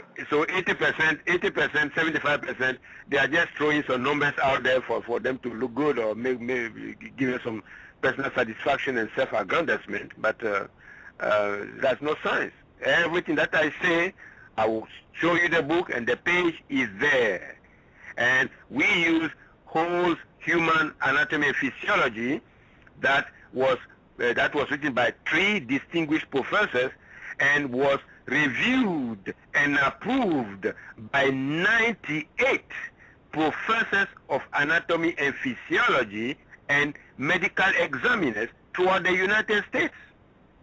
So this is the authority, the final word on anatomy and physiology. There is none above it and none below it. That's it. It is what it is, ladies and gentlemen. You are still rocking with the best. This is OriginalNatureRadio.com. This is Coach Khayr, Dr. Maxwell Nardi, and Dr. Charles Abbott. We're here every Tuesday night at 8 o'clock. The call-in number is 347-205-9089. Do not go anywhere. You're still strapped in. We appreciate you for tuning in to Zoom in. I'm getting all kind of comments on my Facebook now saying interesting show. A lot of people are listening in, and I want to remind you, please call in just in case we get in the groove and I'm not able to remind you. At 10 o'clock, the live stream on the internet stops streaming. So you will miss the continuation of the call. So you will need to call in 347-205-9089. Also, man, I'm just really happy so far about, you know, the number of people who have called in with very intelligent questions, the number of people that we have in the chat room who have been so patiently waiting and just keeping up with the conversation. And big shouts out to Oni for just coming in tonight on her first show. I know this is Oni. We have to keep on letting you be our Lupus nightly barometer for the night, and the level of information that you've received. Can you give me some feedback on what you've heard so far?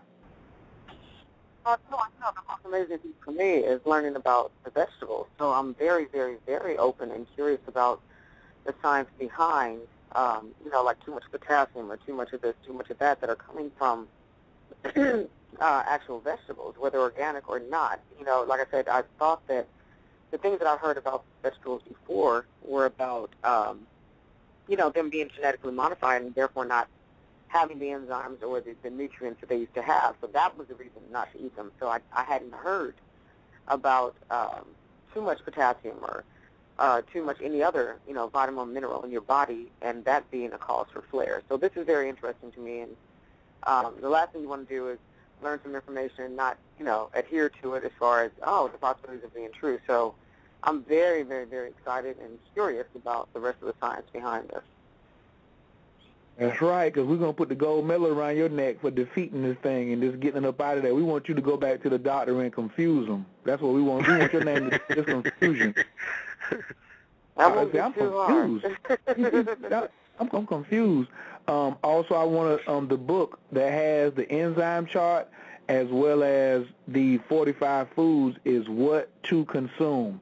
And you can find that at Symptometry.com or Symptometrybooks.com. Symptometrybooks.com or Symptometry.com, as well as the downside of nutrition. Like, those have to be a staple moving forward through this new millennium. You know how people are saying, well, December the 21st, 2012 is coming? Well, if you want to be on the other side of that, you definitely have to change your attitude, your level of tissue renewal, and your intake on new scientific research, because scientific research extends into infinity. So please do not rely on the old information. Everything is being upgraded. Everything is being upgraded. All right, I got a couple more callers calling in tonight. Caller from the 612-219. Your microphone is wide open. Can I get your name and where you're calling from, please? All right, hello. This is Yema from Minneapolis. How are you all doing this evening? Oh, fine. All is well, Yema. How you feeling tonight? I'm doing well. Dr. Nardi, I have a question for you. I already know what you're going to say, but, you know, since it's being recorded and broadcasted worldwide, I'd like for you to please... Galactical. Oh, yes, the whole universe. Right. We talk a lot about diet and the foods, and that has already shocked a lot of people, you know, because we think we're doing the right things with the vegetables. But besides diet, I'd like for you to please talk about the reality that we all have to deal with as far as the environmental toxins that is present now in higher amounts than it was even 100 years ago. There's a lot of petrochemicals and things being released into the atmosphere. We're not even aware of the fumes from the car, all these different things that we have to live with that, you know, may be contributing to some of our skin issues and other health issues. And so in addition to the diet, the things that we have control over, can you speak a bit about environmental toxins and how Symptometry would like to address that in the future? We want to live on a cleaner planet. This is why the United States was the first country in the world to create the Environmental Protection Agency, EPA.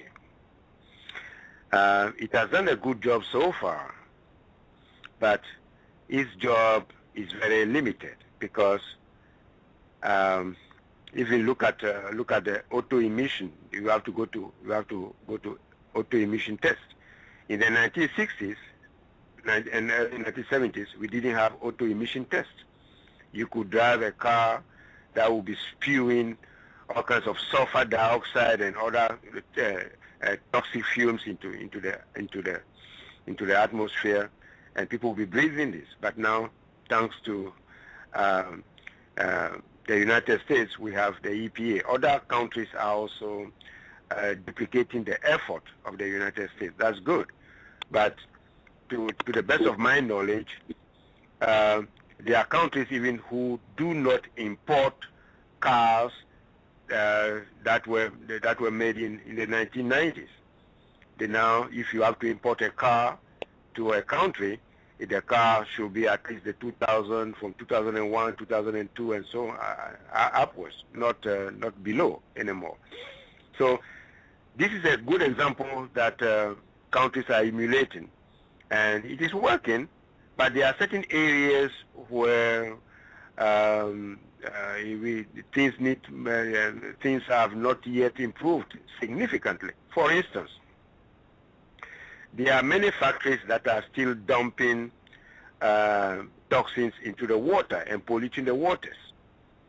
If here in the United States, you know, the Hudson River used to be the #1 polluted water in the United States until dredging started, and then a lot of this has been cleaned out. But still, don't eat catfish from the Hudson River. You eat catfish from that river, well, it looks like you would not be healthy. Certain areas where they fish crabs, lobsters and shrimps and all that, it also depends on the quality of the river. So if you are talking about environmental toxins, let's look at the air and let's look at water, you see. And there are a lot of toxins over there. And what we can do in Symptometry is to advise people not to eat certain fish.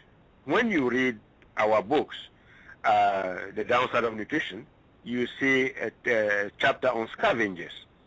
We list these foods. And we say don't eat these foods.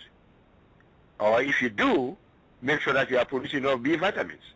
If you don't produce enough B vitamins, make sure you are not taking antibiotics. So we have seen the danger, we have seen the problem, and we are also providing the solution. We are not like other practitioners of fields of therapeutics who are not doing something about this. We are doing something about this, you see.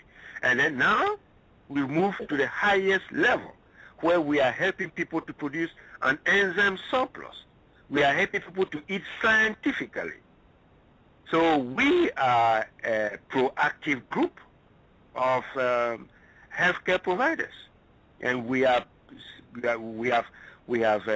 planted all the warning lights everywhere, so that people are very cautious about what they do, and they do not make these mistakes that are going to ruin their lives. So basically, as far as the environmental toxins are concerned, yes, they are there, and we are bringing people's attention to them, and then we are also helping them to produce an enzyme surplus so that they will be able to overcome all these things. Because, look, we cannot live in a bubble. We cannot live in a bubble. And if you are not going to live in a bubble, then what are you going to do? We have to produce, you have to protect yourself. And the best way to protect yourself is to produce an enzyme surplus, so that even when there's a nuclear meltdown, you will survive. Look at the nuclear meltdown that took place in Japan. Not all the Japanese who were around there died. Many of them survived. And how did they survive? Because they produced an enzyme surplus. This is how you survive in this world full of toxicity. Thank you. So, Dr. Nardi, you mean if I'm exposed to radioactive elements, if I can survive it once I have an enzyme surplus? Yes. Wow. Yes. Thank you. Because everything is enzymes. And look, how will you die? You will die because you are stuck in the enzyme deficit at the time that you were hit by these radioactive agents. So don't allow this to happen. So that's why we say continue to produce an enzyme surplus every day, because you never know what will ever happen. Suppose you're in an area where a freight train collided with another train, and that freight train was carrying toxic toxic elements. What are you going to do? You cannot wear a mask. You have to survive. And those who had an enzyme surplus will be those who will survive. The rest will be taken to the hospital, and then mismatches will be used to treat them, and then they will die. Wow.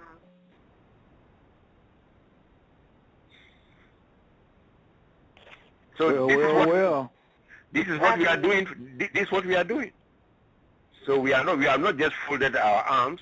We are very active in the community where we are. Yeah.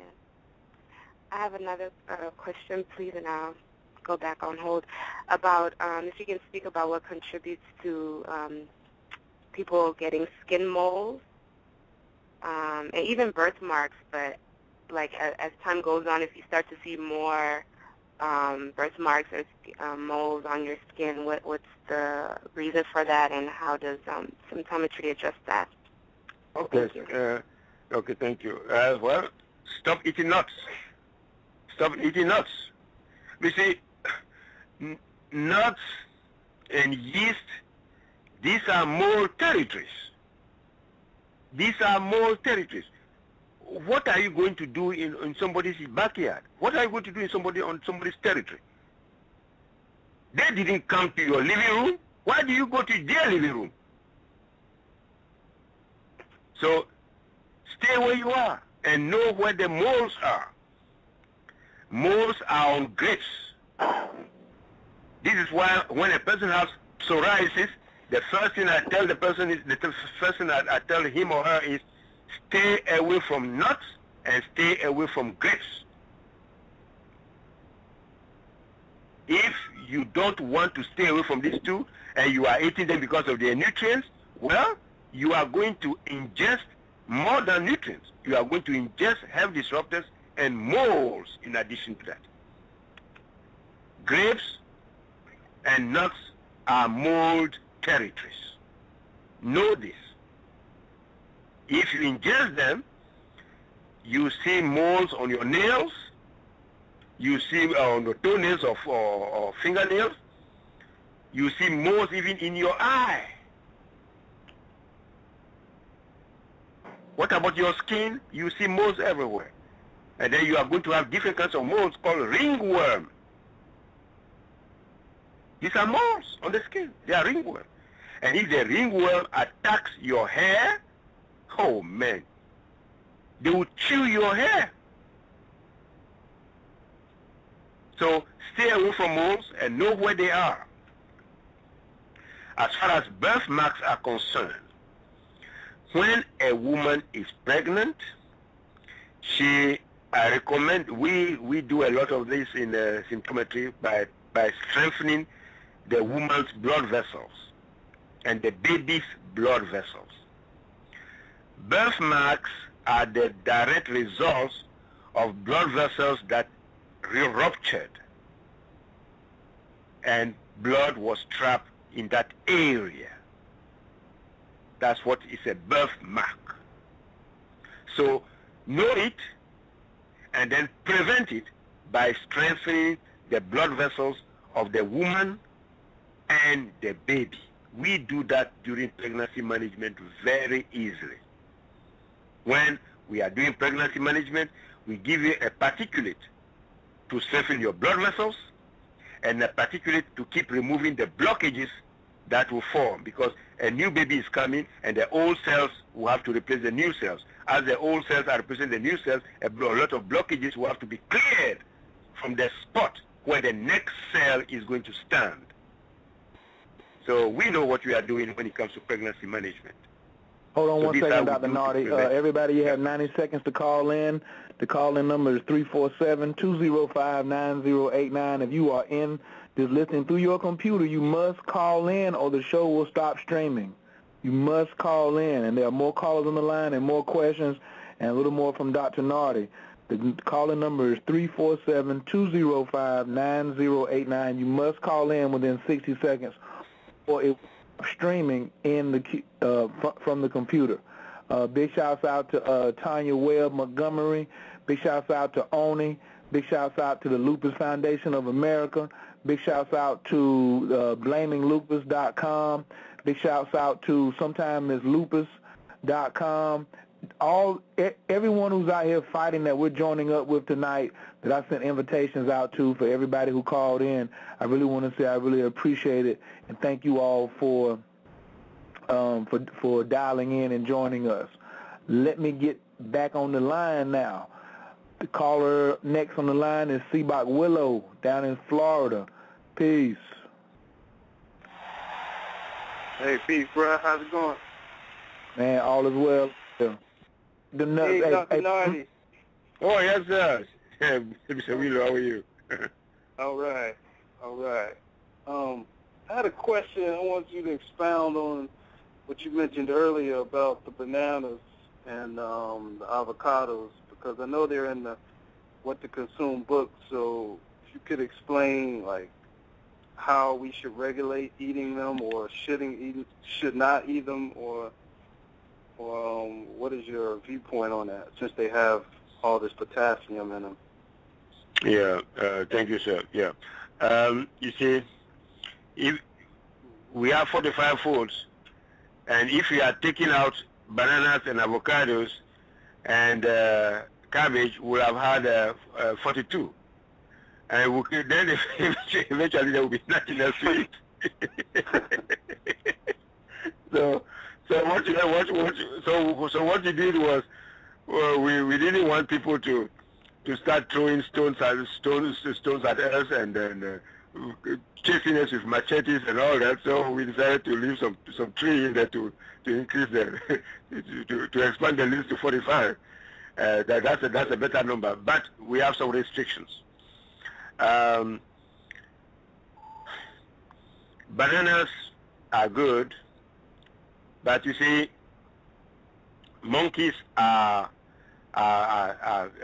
genetically designed to break down potassium faster than we humans. So that's why they are suited to eating bananas, not us.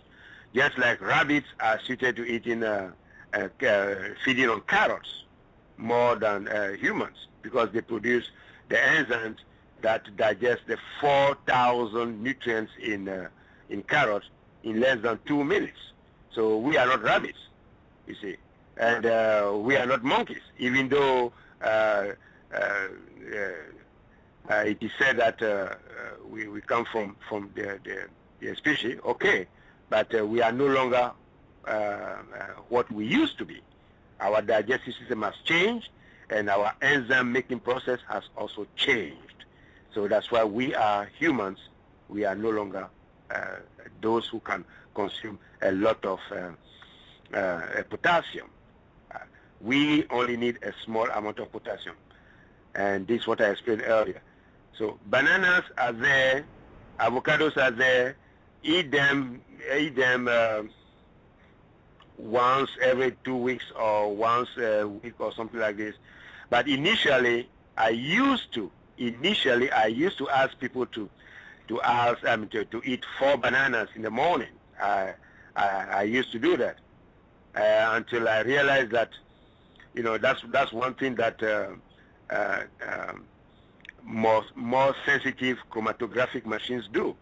Chromatographic machines that were produced in 2006 are not as sophisticated as the chromatographic machines that were produced last year. You see, so as we keep using the most recent and the most sophisticated chromatographic machines, we get to know more and more and more about the kinds of foods that we have been eating. So this is what we do. We will never be stuck with old ideas. If the machine that we are using in 2020 makes more revelations about the best foods that are in the 45 books, we will revise our list, because we are not stuck in the past. Then people will say, oh, you are not being consistent. You are not being consistent. No, we don't want to be consistent when we are misleading people. We don't want to do that. It's better to keep changing as the machines are changing. I don't eat bananas. I don't eat avocados anymore. Maybe once in a while, but not as I used to, thanks to gas chromatography, the most modern one. So when Symptometry buys gas chromatography, we'll make sure that even though it's going to be more expensive, it's better to buy the most recent chromatographic machine than to buy a discarded machine that was produced in 1999, and that will only be able to detect a few chemicals instead of buying a modern one that will be able to detect more health disruptors in the foods that people have been eating. So that's why bananas and avocados are low down on my priority list right now as far as foods are concerned. So now I eat pineapple, soft, yellow, ripe. That's basically what I eat now, and I'm fine. All right, thank you. So what is a good source of soluble fiber? I would recommend turnip green and papaya. Turnip green and papaya. These are the excellent sources of soluble fiber. Okay. All right. And if you cannot eat papaya, then you have an enzyme deficit. So do something about that, because you have a lot of copper in papaya. So you have copper from ginger, you have copper from turnip green, you have copper from papaya. Is it important to get copper from different sources, or? No. I'm just telling you. I know. Yeah. The last time I ate papaya was maybe about 2 years ago or something. But as a scientist, I'm just telling you the sources so that you know that they are available. Okay. All right. Gotcha. Yeah. Okay, I appreciate that. Thank you. That's all I have for right now. You're welcome, sir. Dr. Nardi, well, I got that brother on the Oh, line. yeah, but please, I'm sorry. Papaya, please remove the seeds. Remove the seeds from papaya, please. Remove the what? Remove the seeds in papaya. Yeah. Oh, yes, yeah. You'll be surprised. I talk to all kinds of people, and and some of them would like to crush the seeds because of, they say there's more copper in it. No, leave the seeds. You don't need that. Cool. Dr. Nardi, I wanted to ask, because I know that some of the results, you see some of the results of the lupus in the skin, and I know also that eczema is a skin disorder. Do these two disorders, are they related? And No. Eczema comes from mold. And then the mold trichophyton prevents a person from producing enzyme 65. It is the non-production of enzyme 65 that predisposes a person to eczema. So lupus and eczema are totally different. So but unfortunately, if a person who has lupus also has eczema, oh man, it means that person does not know how to live on this planet. Mm-hmm. So we have to help that person to live properly on this planet, to leave the grapes alone, leave the nuts alone. And come off that Dr. Oz diet. I said it. Dr. Oz got enough money. He can come off that Dr. Oz. Well, Dr. Oz said, Dr. Oz, doesn't matter. Man. It doesn't matter, and stop being... But you see, I'm not putting any doctor down. You study all this in microbiology. If the person did not study microbiology, you not know anything about trichophyton, micropolysporum, you will not know that.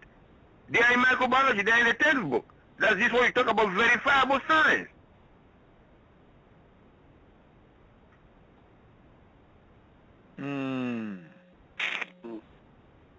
You got to keep studying. That's just all it was. I know Amsu was like, when you gonna hear some sound effects? My fault.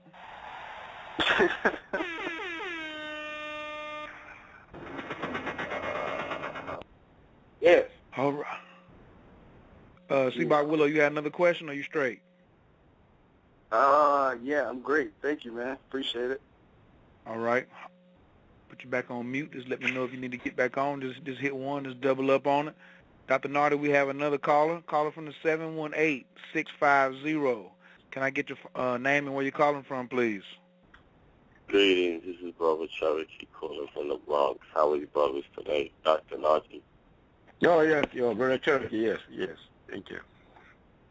I had a friend that wanted me to ask you, what is, can you deconstruct, the topic, but can you deconstruct gray hair, and is it reversible, or is there certain diet or habits that you could change to alleviate or reverse the effects? You see, there is a gene that produces hair color. If that gene stops receiving nutrients, it may decide to shut down and not produce the material for hair color anymore. This is what produces gray hair. Basically, that's it. So in some situations, it is possible to limit the amount of damage that is done to the gene. In others, they just refuse to be reactivated. That's it. So it is. We have the particulate for gray hair. I have been taking it myself. We have the particulate for gray hair. But sometimes, there are certain areas where, you've screwed up for too long. They are not ready to forgive you anymore.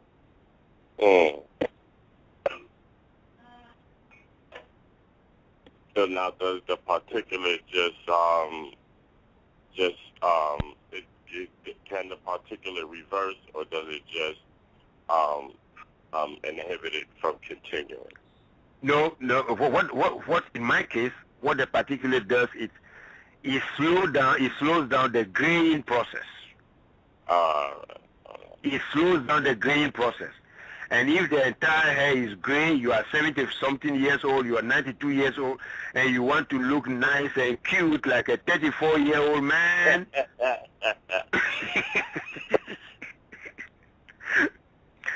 well, they will decide whether they want you to give you that ride or not.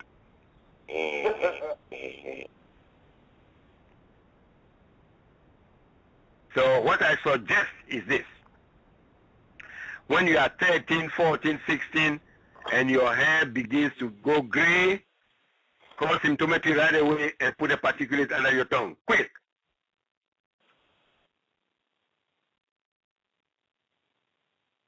Quickly. Don't wait until you are 56 or 70 years old. From age, once you are 16, 17, 18, 19, there are some young boys. There are some young boys who are only 17 years old and they already have gray hair. You see?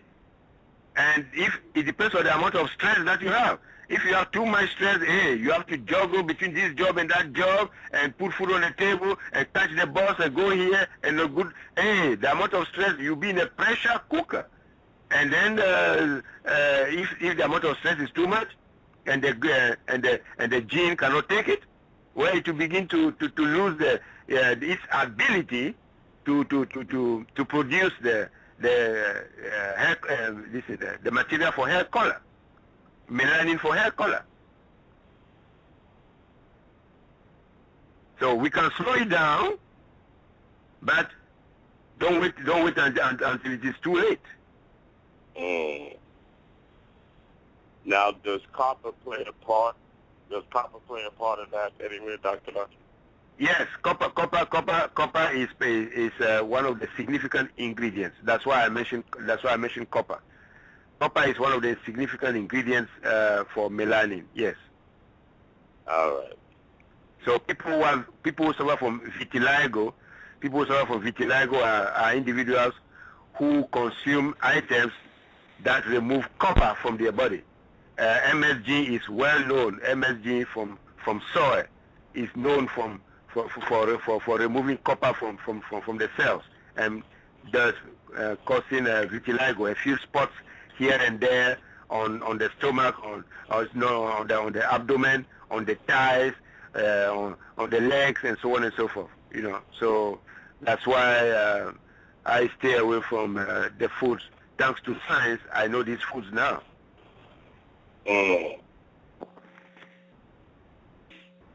All right. Thank you, Dr. Lutz. You're welcome, Cherokee. Thank you, sir. Thank you, big brother, for giving us a call in tonight. Appreciate it. All righty. Dr. Nardi, we done had a plethora of questions tonight, wouldn't you say? Well, it's good. It shows that people are awake and people are alert and people are listening. So that is good. I don't want anybody who is falling asleep on the desk over there. So that's good. I don't think anybody else is falling asleep. Dr. Nardi, I don't know whether we had covered, I'm just going to ask the question, it may be redundant, that we covered all 4 types of the lupus. And maybe just for like a small recap, some people may be asking, you know, where is this lupus coming from? So I just wanted to just cover that for maybe some of the people who got on the call late, and maybe you could just go back over that. But please, you know, covering the 4 types of lupus, and yeah, I just want to go back over that for right now. Yeah, there is the 4 types of lupus. Okay, first it starts as neonatal lupus. Okay, people have lupus. People who were eating corn and eating foods that are full of cyanide, may predispose their children to lupus, especially if they have a genetic susceptibility. Especially, you see, that's why I say be careful, because none of us knows our genetic susceptibility until we begin to suffer from lower back pain, joint pain, and so on and so forth. You never know. So why do you want to be hit by a truck before you know that, oh, okay, you are not supposed to walk to cross the street without looking left and right? No, just know how to prevent it. That's all. So what we want, what we are encouraging is prevention. If a woman is pregnant, there are certain foods that we recommend very strongly that she not eat. We don't recommend all the women for whom we are doing pregnancy management. We don't advise that they eat corn. We don't. And even we do pregnancy management in Ghana and in Nigeria, in Sierra Leone.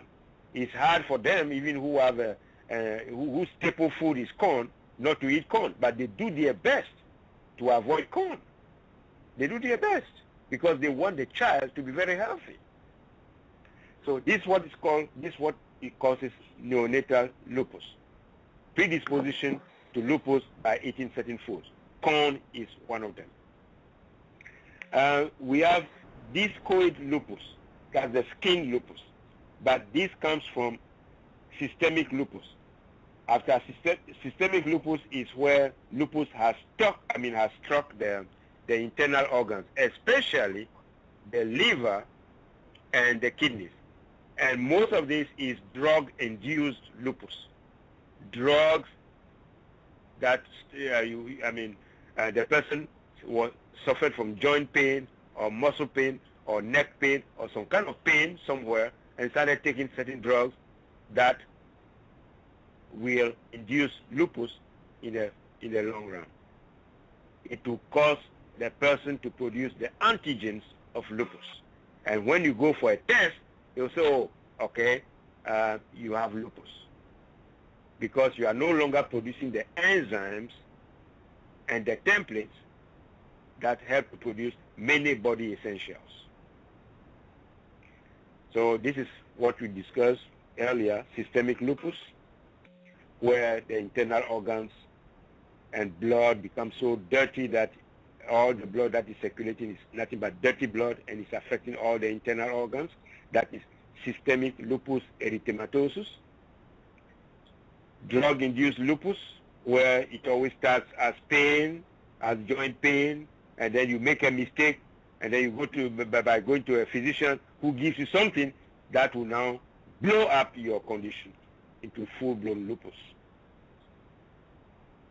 When your liver is affected, you are going to have discoid lupus. You're going to have skin discoloration. You're going to have ulcers on the skin. Your skin will be dry, patchy, cracked. That's discoid lupus. And itchy, and very itchy also. And then, I've seen others who are very young, but they all look very old because their skin is very wrinkled. That's discoid lupus. And then we have also lupus vulgaris. That's the fifth one, lupus vulgaris, that affects the joints mostly. So these are the 5 different kinds of lupus there are. And they are autoimmune disease. I'm recapping, they are autoimmune diseases because the enzymes, the physical enzymes at the end of their cycles started tearing tissue into pieces. So an autoimmune disease is a disease where the body turns against itself by eating its internal organs, flesh and bones. People have bone pain. When this happens, please make sure that you don't eat foods that are high in potassium. The foods that are high in potassium, I mentioned them earlier. Now we can add a few more. We have fish, especially salmon. Salmon is too high in potassium. Cod is too high in potassium. Haddock is too high in potassium. Flounder is too high in potassium. And tuna is too high in potassium. So if you want to eat fish and you have lupus, I would recommend you eat anchovy, sardine, or other fish that are not here, that I did not mention. Don't eat salmon. If you do, the pain will be excruciating. Don't eat pork. Pork has too much potassium and derivatives of pork. Bacon and all that, these are derivatives of pork. They have too much potassium. Strawberries have too much potassium. Plums have too much potassium. So please know exactly what to do. You talk about genetically modified foods. Fine. These are the genes that were these were the genes that were modified, but not the nutrients and not the potassium amount. Not the potassium amount. So don't say that you are going organic because it's not genetically modified. The amount of potassium is still there. A potato is a potato. A potato is not a mango.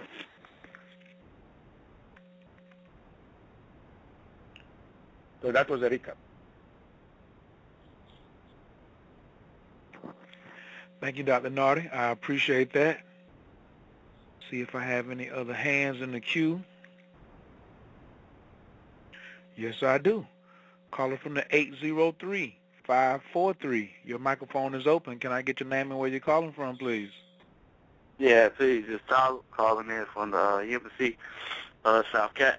I had a question because I heard the brother say grapes. Don't eat grapes. I think he said that. I came in late, so I don't know if he already touched on this. We got wild grapes growing, the so-called muscadines or whatever. And what you think about them? Like, did you test them out? Like, what's your research come from the muscadine? No. That I've not. You remember when I said there are so many fruits, there are thousands and thousands and thousands, and what are we going to do? You know, so. Oh yeah. So.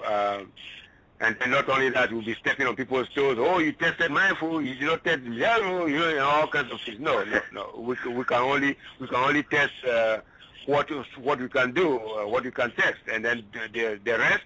Well, this will be projects for the students of the American School of Symptometry to do their testing also and tell us what they have found. You know, so some of these things we have to shelve them for others to come and do.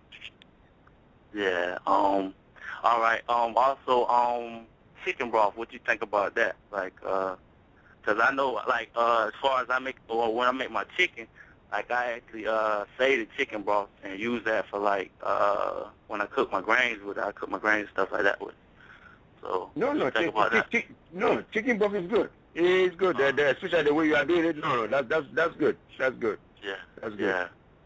That's what's up. All right. Yeah, but the problem is that here's my question. Do you add chicken bouillon to it? Do you add beef bouillon to it? You said, do I add what? Do you add chicken bouillon? It's called chicken bouillon and beef bouillon. When you go to the supermarket, you buy those small cubes. Those small cubes that you use to season. You know, you unwrap. Sometimes it's blue, sometimes it's red, and all that. You unwrap it and you throw it into the soup and all that. Do you do that?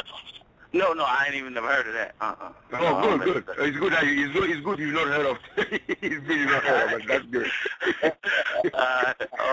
Also, I heard you giving out the water recipe because, I mean, I kind of just got up on you, and, you know, I definitely respect what you're doing. I heard you giving out the watermelon recipe, and you was like, I think you said the rind is all right to eat it with it, too. Is the, you know, the white part, the rind or whatever, all right to eat with it, too? No. The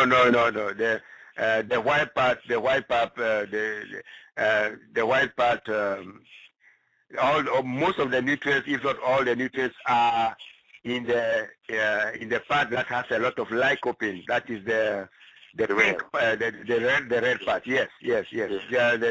Leave the white part unless you are so hungry that you've not eaten in 3 days and then.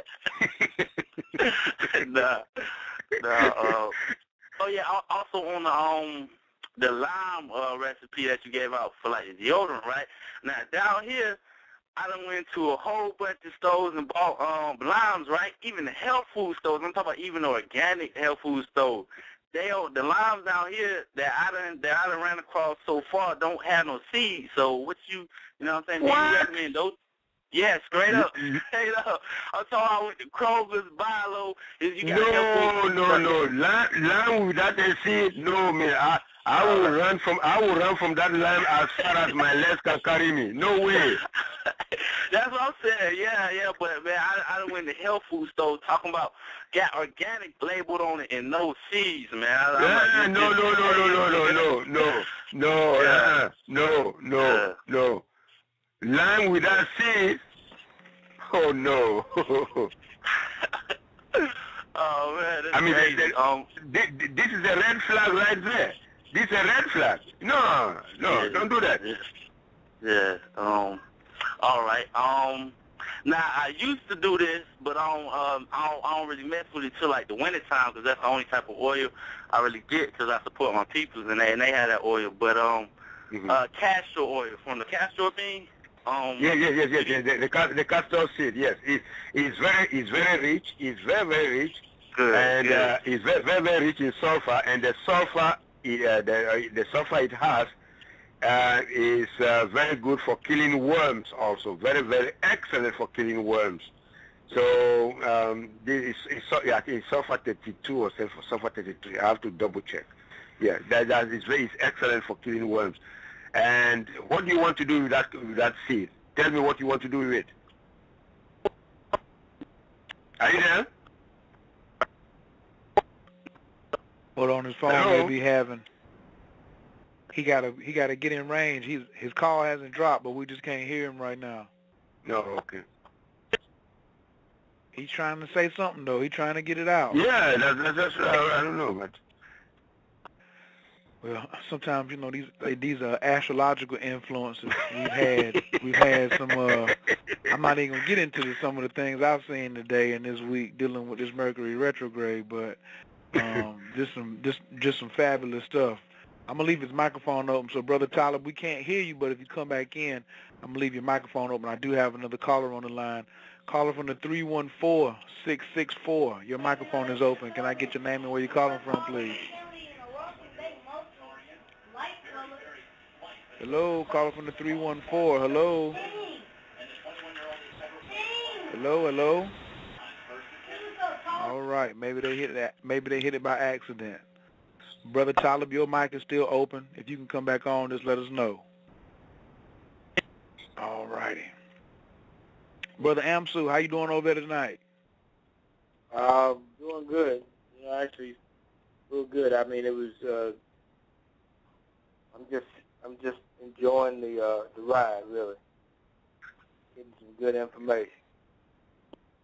You got him, Dr. Nardi, we got them pushed back in the seat. That's some G-forces. When you start pulling them G-forces, they get pinned back to the seat. They can't move. Well, yeah, in rare form, not rare form, but regular form. I think there is like we discussed why females have a tendency to succumb to have lupus more than men, and there is also something that I wanted to say about traumas also and negative impulses that interfere with the production of new hormones.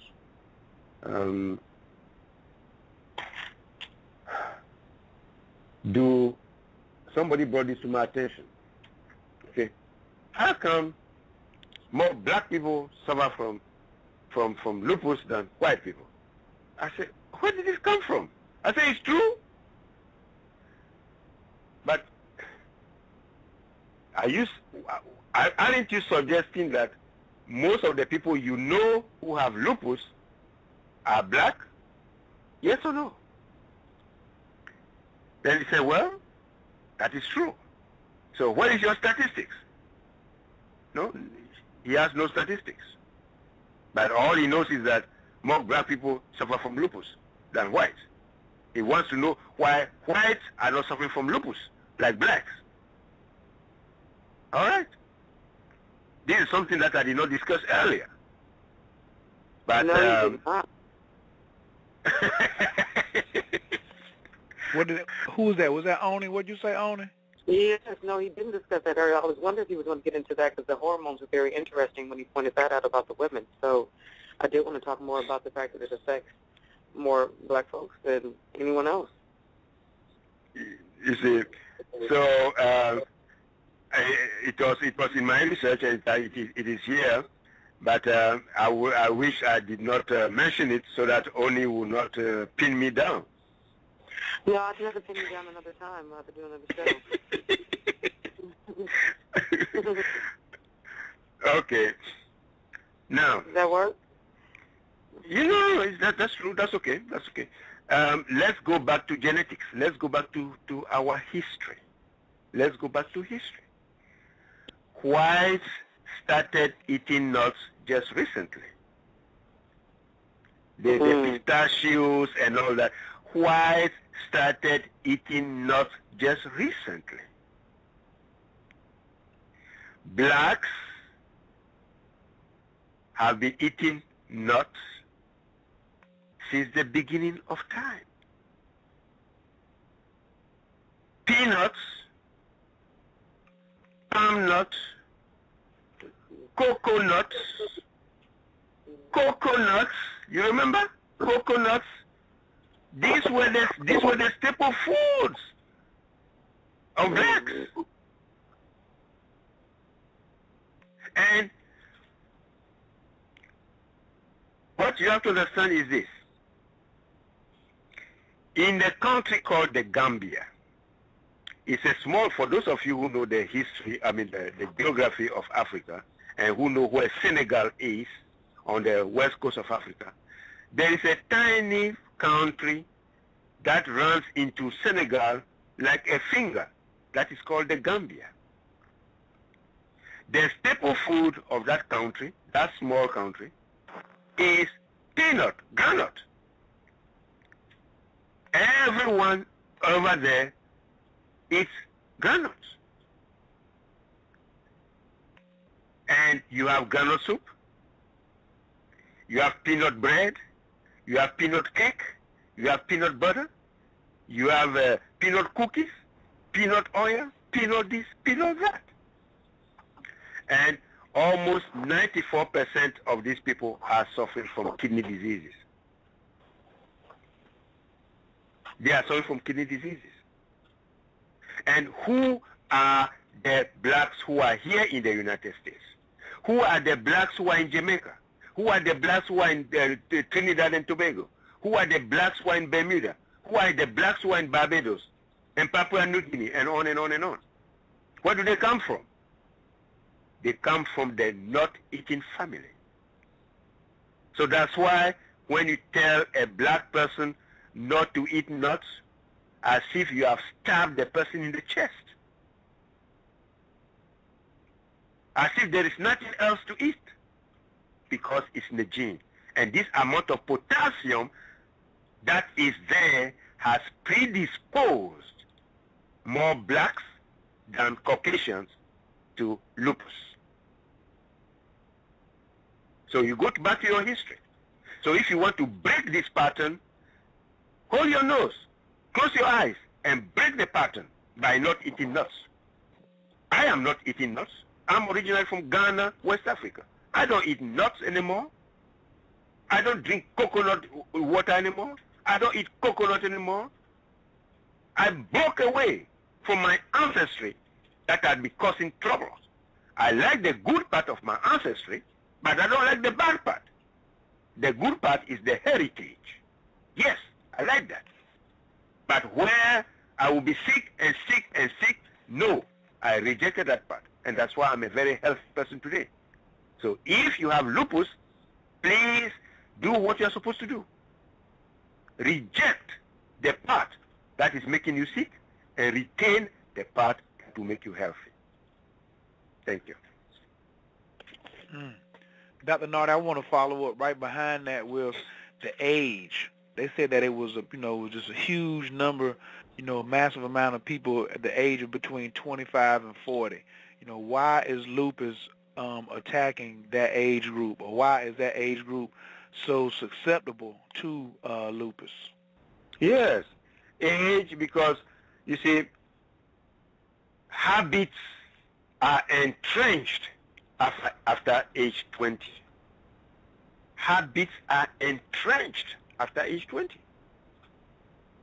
Tell a 22-year-old man not to eat cookies or not to eat ice cream. You're going to start a fight. You are going to start a fight. You bring all the science to explain to this young person not to eat it. Still, that person will not be convinced. Because the person is emotionally attached to what is going to destroy him or her. That's why between 20 and 40, that is these 20 years. These 20 years are terrible. These are turbulent years in our lives. Turbulent. Because of our addictions, our cravings, our emotional attachment to what will destroy us piece by piece. After age 40, what happens? The person has learned, most individuals have learned so many lessons between age 20 and 40 that they are now run down. They decided to turn the corner and do things differently. That's why after age 40, if you have not turned the corner and you have not made changes in your life, then it will be very difficult for you to head in the right direction. Why do they say life begins at 40? I don't know whether you are familiar with that expression. Life begins at 40. You made so many mistakes. You made so many mistakes. And now that you are 42 years old, 43 years old, it's now time to reflect on your past and do things differently. So that's why lupus strikes people, most people between 20 and 40, because these are people who don't want to let go of their foods that are destroying their liver.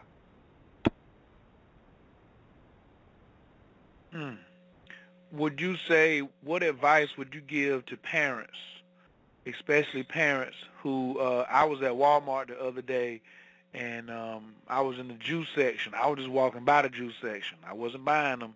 I was just walking by, and the man had his daughter, and she may have been 4 or 5 years old, and he was like, which lemonade do you want? You want regular lemonade or pink lemonade?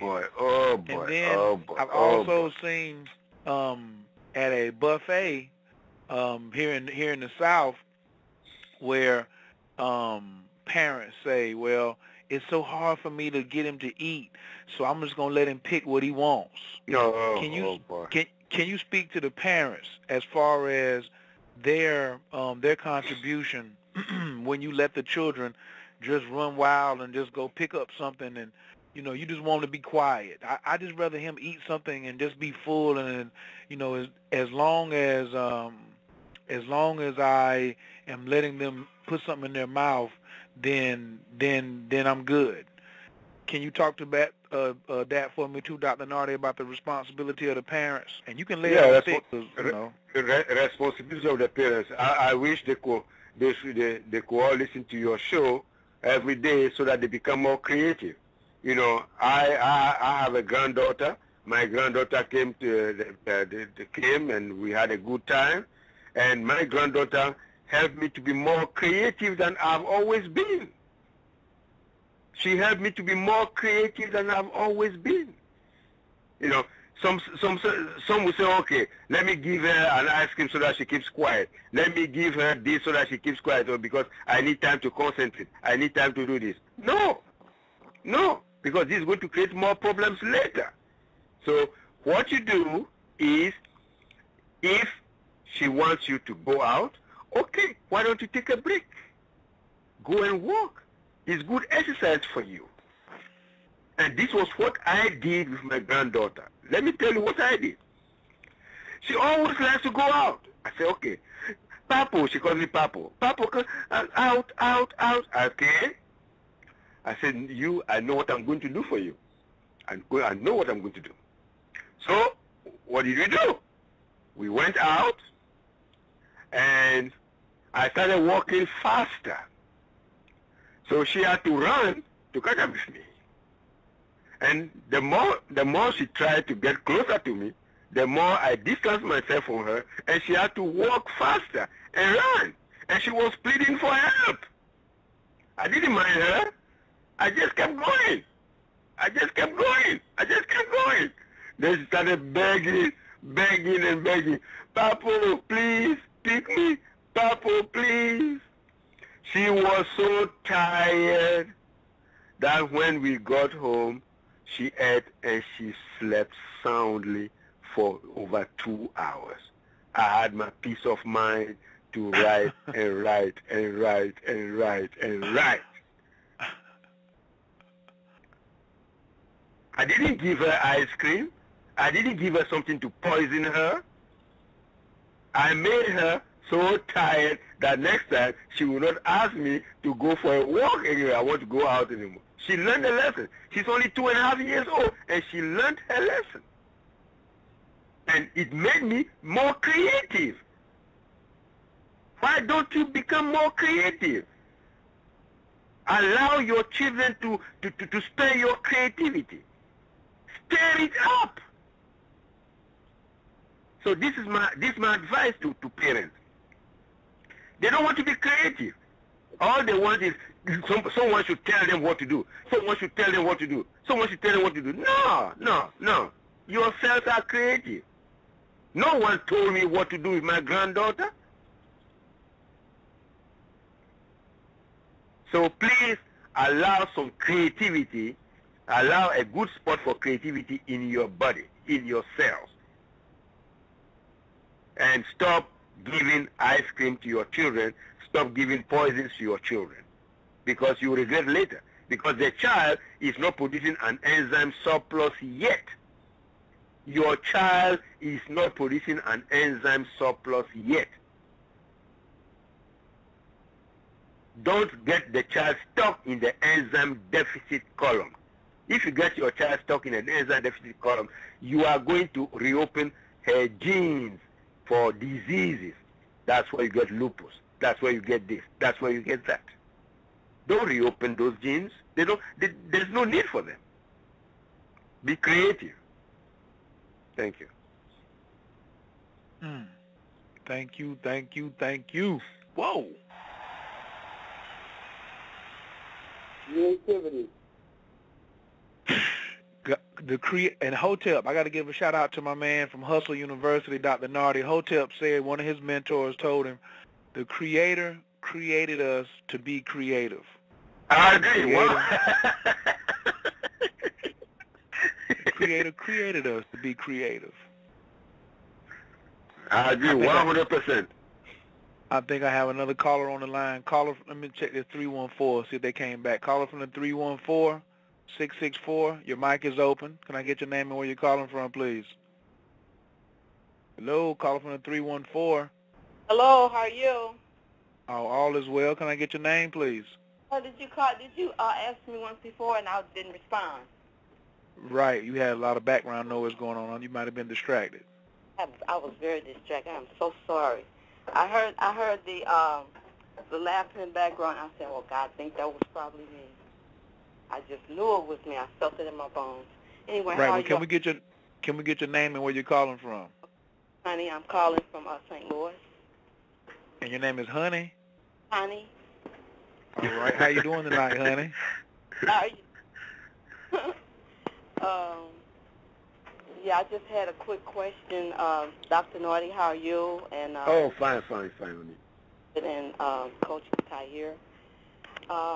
It's about the immune disorder. Is that possible from birth control pills? Autoimmune disorders. Can it develop from taking birth control pills for a long period of time? Birth control pills, honestly, all those ones that we tested, I would say yes. I would say yes, because now when you start naming certain birth control pills, you are going to be in trouble, because you are going to put some people out of business, and they are going to accuse you of all kinds of things, you know. So I would recommend that if you are on birth control, don't be on it for more than 3 years. Don't be on birth control for more than 3 years, because don't forget that it will prevent your ability to it will stop your ability to produce certain hormones. And you, as a woman, you need all your 9 hormones. If you are not producing oxytocin when it's time for childbirth, for 18 hours you'll be in the delivery room and nothing will happen. You'll be stuck. You will not be able to push because you are not producing oxytocin. In other words, the drugs that you have been taking have prevented you from producing a very vital hormone for childbirth. So now you have to have a cesarean session. So for birth control pills, I always tell people, don't be on it for more than 3 years. Not more than 3 years. Find other ways. Let the man wear the condom, and if the man does not wear a condom, then you have to rely on the dates for the cycle, so that you have the natural birth control, you know. But unfortunately, there will be a problem, because the time that you are not supposed to have some fun, that's the time that either your hormones are raging or his hormones are raging. So what do? You know, so that's the problem with natural birth control. Okay. Okay, but can that also cause a person to go into rheumatoid arthritis? Yes. I've had people who took no other drugs. They did their best. To stay away from all drugs, and they will use herbs to treat their ailments, even though that's not the best, but that was the best that they could do at the time. But the only drug they put in their system was birth control pills. And they did it for 8 years. And they had swollen joints, they had deformed joints. So do you have a particulate for rheumatoid arthritis? Yes, I'm treating people who suffer from rheumatoid arthritis, yes. And I have particulates for them, yes. And they are doing much better, yes. They are progressing without the drugs. There's one of them who only takes one drug out of the total number of drugs that she was taking for a number of years. So she is doing much better, yes. Okay. And I have one more comment. In the past, I heard you say bananas were good because they contain a high quantity of probiotics.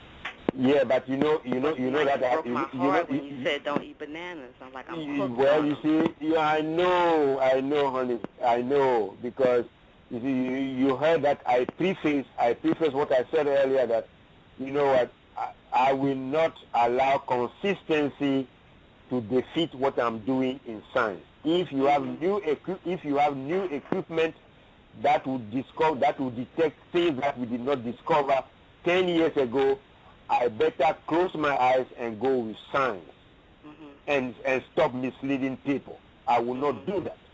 I will not do that. If it has too much potassium, I better tell the whole world no that it has too much potassium. You remember I said about Lipton tea? I didn't know about Lipton tea until I tested it. Right. You see, I never knew about Lipton tea. You see, so if you have modern equipment that are helping, pardon? I said that could be one of my problems because I've been eating bananas by the barrels. Yeah, you see, understand. Whole bunch at one time. Yeah, I know, but I'm sorry. What else can I do? Let science prevail. Okay. When you know better, do better. That's all. That's right. Thank you very much. Okay, thank you, Dr. Nardi. I really appreciate it. You're welcome. Okay. Thank you so much, honey, for calling in tonight. We appreciate it. You're welcome, and thank you all, and I really love your show, and I'm going to continue to listen. Thank you. Yay! I love that. Dr. Nardi, I got one more caller, but I just wanted to say I definitely wanted to give a big shout-out to all the people who listen in faithfully, and it's like a real surprise to me. I was in Baltimore this weekend, and I was at remember I told you I went to Baltimore for the health. Yes, that's correct. That's correct. And you recommended, you asked a lady to call me, and she called me right away. Oh, man, I forgot all about that, but yes, that was immediate. But see, look, that was from Cosmophysics, because he had wanted a astrological reading, and through some of the research and some of the things that we discovered in his astrological chart, I stopped immediately and said, you have to call Dr. Nardi, because we try to help in the diagnosis as far as planetary involvement, but when we know we have to pass it over to an expert like yourself, we don't hesitate. And then she came back in. Boy, when she came back the next day after she had talked to you on the phone, she was so happy. she was so happy. And her son, man, I mean, just, to be able to help a person from that particular situation and to see the potential that he has, is like really touching.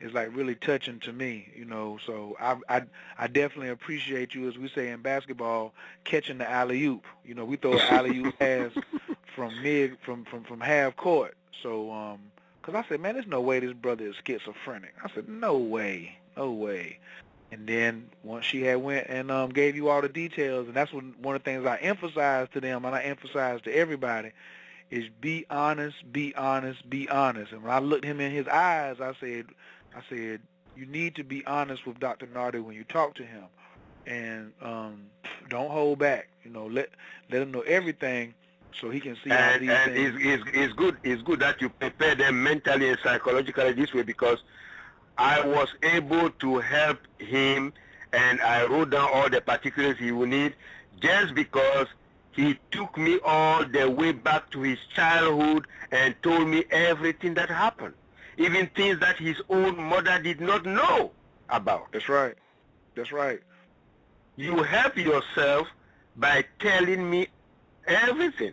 But if you tell me just half and you leave the rest, you are hurting yourself. So as a result, your recovery is going to delay. So it's good that you prepare them mentally and psychologically. Thank you. Absolutely.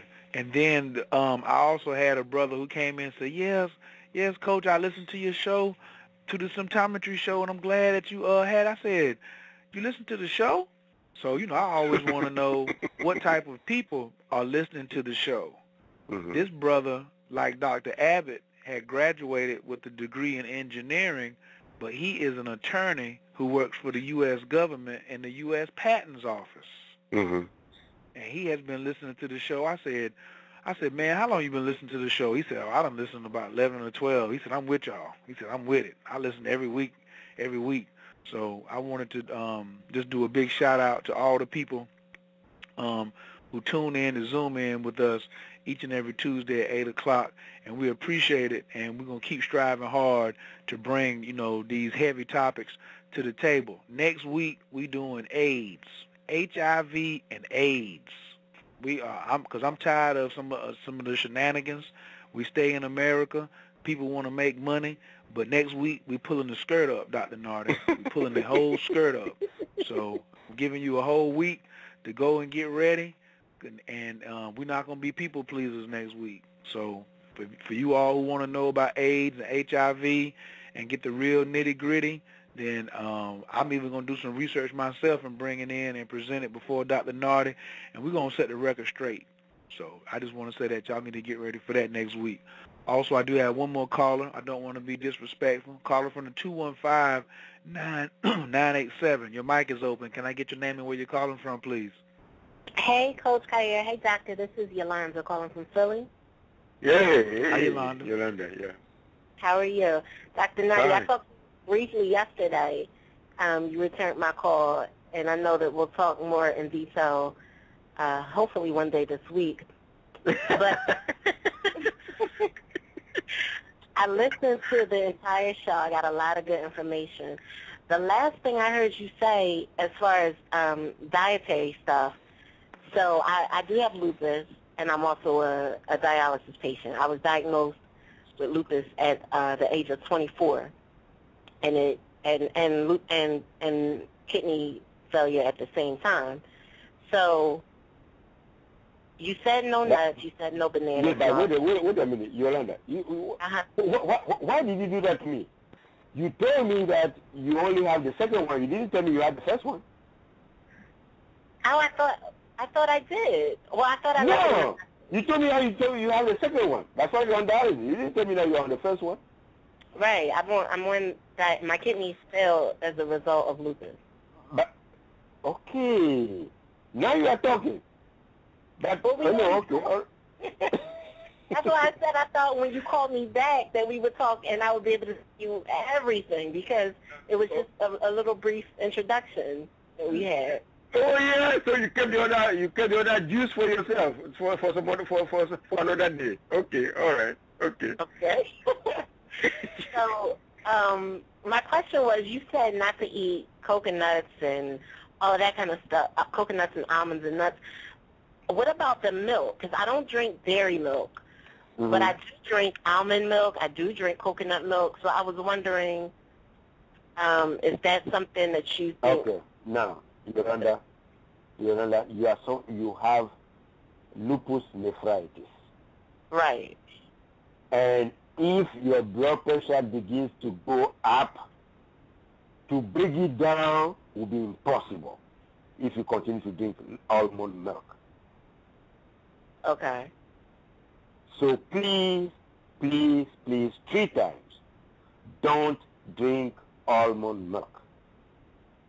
If you want to drink rice milk from a plant also, go and do it. If you want to leave dairies alone, fine. But if you want to drink rice milk, is fine. Leave soy milk. But rice milk is there. But almond milk,